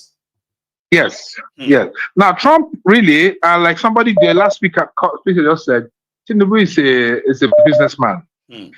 They may let allow this thing to come out now so that Tinubu know that there's a bigger stake, and he's going to go outside and renegotiate, even if he's going to sell every Nigerian child for it. He would gladly do you understand? Yes. Now the truth is, instead of us keep hammering on the negative side of what Tinubu could do, we could just give him a leeway. So, but boy, just like what happened in the attempt at Niger, when David Hunde came out and exposed him, he got thinking it was going to backfire. It was going to decapitate the whole of Nigeria, and he changed his mind. He put David's life on the line, right? But he changed everything. It changed everything. What stopped Tinubu from coming out? Prevented war between Nigeria and Niger. People may not understand it, but that singular act, it would have repeated a Ukraine-Russia situation. It could have been a different story today, a different conversation entirely today. So you are another Hyundai David who has taken out his life for the cause of Nigeria. Now, if this message can get out to Tinubu, what does it stop him for saying, like, this offer was made to Peter Obi? I'm sure you heard it. Peter Obi said it indirectly when he came back, and he said, no, he's not going to do it. Tinubu can equally come out and say, no, this is my country, I'd rather die. Do you understand? Just if he were able to turn back on the Niger thing, what stopped him from turning back? On the issue of federalism, well, I don't want to, that's one area I think I'm smelling something in the kitchen. Right. I hope it's real. I'm smelling it. I'm seeing some moves. I know it's going to be resisted, but I'm seeing some moves from Tinubu. If he does that and he succeeds in the refederalization of Nigeria, let me put it that way, he will go down as a hero. No, see, nobody can be perfect. Right? Sometimes your own sin. You see this country they call America, or this Western world. They will make you fight yourself and stand out and say, can you look at you? Can you see yourself? You can't even, just like, it was De Klerk or Peter Botha that said it about Africans not being able to govern themselves. Do you understand? I'm with you. So if you have the more likes, I wish I could still talk, even after this talk more. The likes of you, the Hyundaians, I do my own bit. But you've taken it notches. And the thing I keep repeating, I want to repeat this. I love the fact that you are a totally detribalized, unsentimental, straight, direct, open. I almost called you a motherfucker, but man, you are good and you are blessed. Well, in a good way. I'm with you, man. Yes. I'm telling you, I watch you. I'm tripped. I'm tripped. Man. Thank you. There are people I see out there. They're supposed to be people's family, people's fathers. I mean, some people will soon be preparing to exit this world. You don't ask yourself question, where do I go to? What next? Some people are amassing. If we have to cut Tinubu some slack, he might be under immense pressure. He has a heart. They might be pressuring him. But the problem, if he is hearing this, is he might have the wrongest people around him who somebody told Tinubu now when he was going to attack Niger. It was people say, Ogajika Piki, just so they walk. And he dropped it. Do you understand? There's this thing they call lawyers. I don't know, correct me if I'm right. So I'm an Igbo person, but I read Janima Daru. Do you understand? You know what it means? Those who benefit from chaos. From chaos. Arijanima Daru, yes. So there are some people around him who will always say, go on song. Go on song, kusi much, go on song. No, because no of just go ahead, sir. No shaking. Okay. So everybody, the last lady that spoke, everybody has spoken my mind. But please, may God bless you. Please stay safe. And you too, man. Stay safe. Thank you very much, okay? Stay safe. And you too. You have a very good Take evening, care of okay? you. Thank you so much. I am taking just one more call, and that's going to be us this evening. And this is coming from Adeola. Hello there. Chairman, sorry, Adeola, how are you? I'm very well. I don't even know what to say tonight, man. It is a steaming night. But I'll say that. It's an interesting one, too. But I'll just say this very quickly. Baba, today you deliver your polling unit. Tell me about it. You deliver your polling unit. Because it's more or less like an area of our forte. A lot of things has been exposed on this platform. Baba, right? You deliver your polling unit. You deliver your confirmer. You deliver your polling unit. Tonight is probably one of my best shows ever because it's a breakdown of the expose of what we are seeing. Very quickly, I just see it as any compromise you have on you, if you're an asset, it's like how I put it, in the eyes of these intelligent American guys, it's likened to trading cards. You know, when you go into a place, just like the cat clause, right? Where they can use you to grab the hot I have all kinds of cards without them having to there get are different cards on the table. So as an American president, regardless if you are an independent candidate, regardless if you're a Democrat or Republican, doesn't matter. Those cards are on the table. Is how you use those cards that matter. So the current American president can choose to hold the Nigerian card and say, okay, fine. What's on this card? What are the opportunities on this card? Is it lithium? Is it cobalt? Is it gold? Is it uranium? Is it strategic? And if it's not resources, is the country strategic to something that we can use to take over on that country? So there are different kinds of high-level intelligence on those cards. And anyone surrounding Trump that helped Trump can take the Nigerian card if he's interested to monetize it. So we are up for grabs, Baba. We are up for grabs. So intelligence, information is not just intelligence. America would never elect anybody who is an asset of any other country. No. You get that now? Because they know what it means. No. See, Baba, the Nigerian card, I believe, but it carries many opportunities. There is no point having a compromise that you cannot monetize. So let us get it, straight. So the Nigerian card could carry an opportunity for it to be weaponized against any other foreign power they don't like.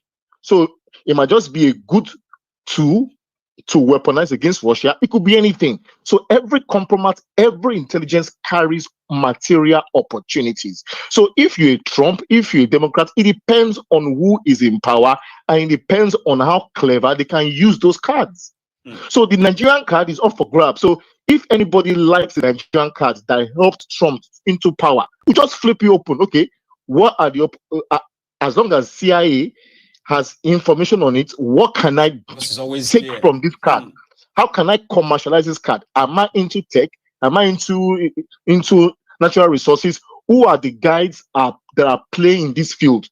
And I want this card, and I want this card, and I want uranium. I want this card. I want gold. I want this card. I want you to take away every person that's number one in mining this material good. I want that proposition, and Tinubu will be beholden to them because it's an asset. So, Baba.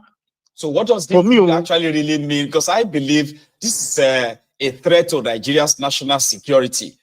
And if your president is a threat to your national security, your national well-being, there must be some what do you call it?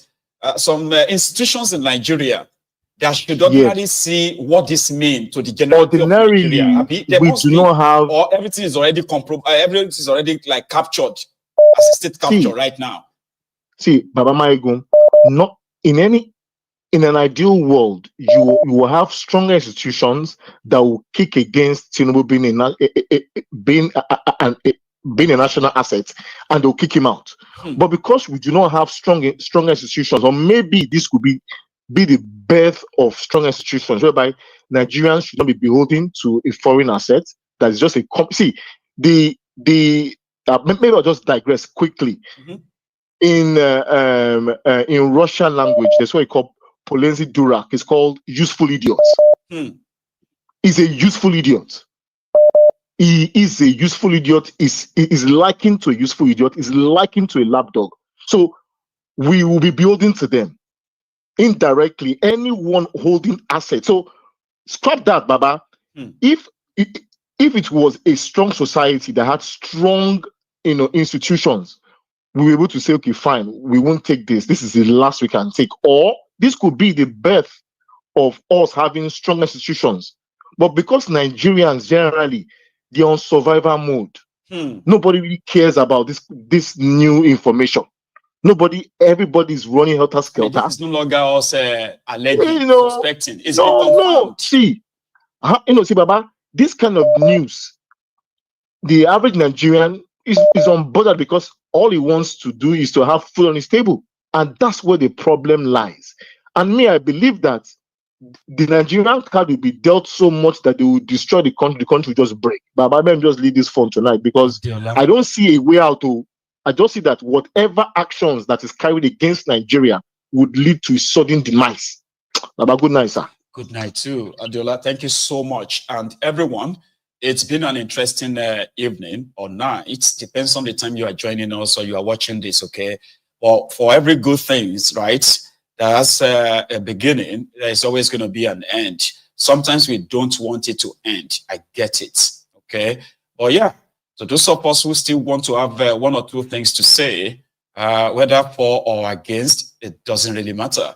There will be another time. Hopefully that will be tomorrow's afternoon because this is not over. Again, we will keep hammering on it, okay? We will need to put it out there every now and then because our life is at stake. And listen to me, that you are in Nigeria or you are not in Nigeria doesn't really matter anymore, okay? As long as you have an affiliation to that country, we are in a mess, a very big one, okay? And I will continue to do my best to make it or to simplify it for whoever cares to listen.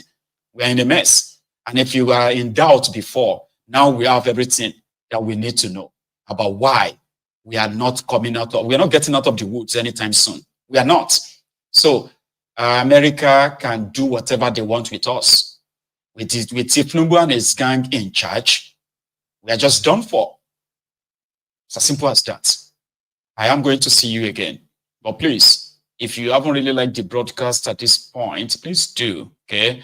And also, share this, subscribe to the channel. If they don't shut it down before tomorrow morning, right?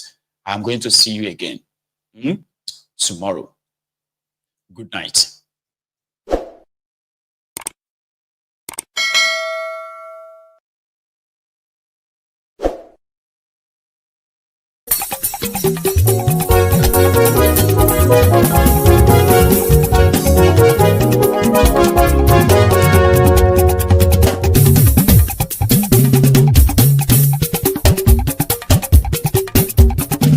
Mayegun làwa mọ̀ làmọ̀ tó dòdòdò. Mayegun dayari Nayibi #1. Mayegun làwa mọ̀ làmọ̀ tó dòdòdò. Mayegun dayari Nayibi #1. Mayegun ti dé o ọ̀rẹ́ ara ìlú. Mayegun dayari Nayibi #1. Lórí Facebook lórí YouTube. Mayegun dayari Nayibi #1. Gbogbo bó ṣe ń lọ ni Mayegun já wa sí. Mayegun dayari Nayibi #1. Àṣírí ọ̀jẹ̀lú kì í bò níbẹ̀ o. Mayegun dayari Nayibi #1. Bó bá ṣe é àní Mayegun máa wí. Mayegun dayari Nayibi #1. sì tún ṣe eré wàá gbọ́ níbẹ̀ o. Mayegun diary Gaibi #1. Mayegun diary politico. Mayegun diary Gaibi #1. Godfatherism kò sí lọ́rọ̀ Mayegun. Mayegun diary Gaibi #1. Ẹ farabalẹ̀ sẹ́ o kẹgọ́rọ̀ lẹ́nu o.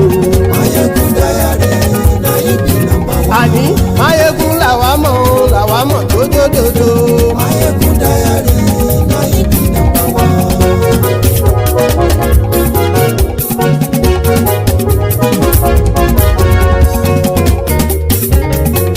Àní ẹ̀sùn ràkì. Mayegun ti dé. Mayegun ti dé. Ọ̀jẹ̀lú ẹ̀sùn ràkì. Mayegun ti dé. Àní ẹ̀sùn ràkì. Mayegun ti dé. Lórí Facebook. Mayegun ti dé. Àní ẹ̀sùn ràkì. Mayegun ti dé. Lórí YouTube. Mayegun ti dé. Àní ẹ̀sùn ràkì. Mayegun ti dé. Bọ́ bàbá gbé wúrẹ́. Mayegun máa wí. Àní ẹ̀sùn ràkì. Mayegun ti dé. Ijó ìgbádìyẹ. Mayegun máa wí. Àní ẹ̀sùn ràkì. Mayegun ti dé. Pẹ̀sìdó bá rúfin o. Mayegun máa wí. Àní ẹ̀sùn ràkì. Mayegun ti dé. Kí gómìnà kówó jẹ. Mayegun máa wí. Àní ẹ̀sùn ràkì. Mayegun ti dé. Ọlọ́pàá tí ń darí bá. Mayegun máa wí. Àní ẹ̀sùn ràkì. Mayegun ti dé. Aṣòfin tí ń rúfin o. Mayegun máa wí. Àní ẹ̀sùn ràkì. Mayegun ti dé. Òpùrọ́ olóṣèlú. Mayegun máa wí. Àní ẹ̀sùn ràkì. Mayegun ti dé. Ọ̀jẹ̀lú ẹ̀sùn ràkì. Mayegun ti dé. Àní ẹ̀sùn ràkì. Mayegun ti dé.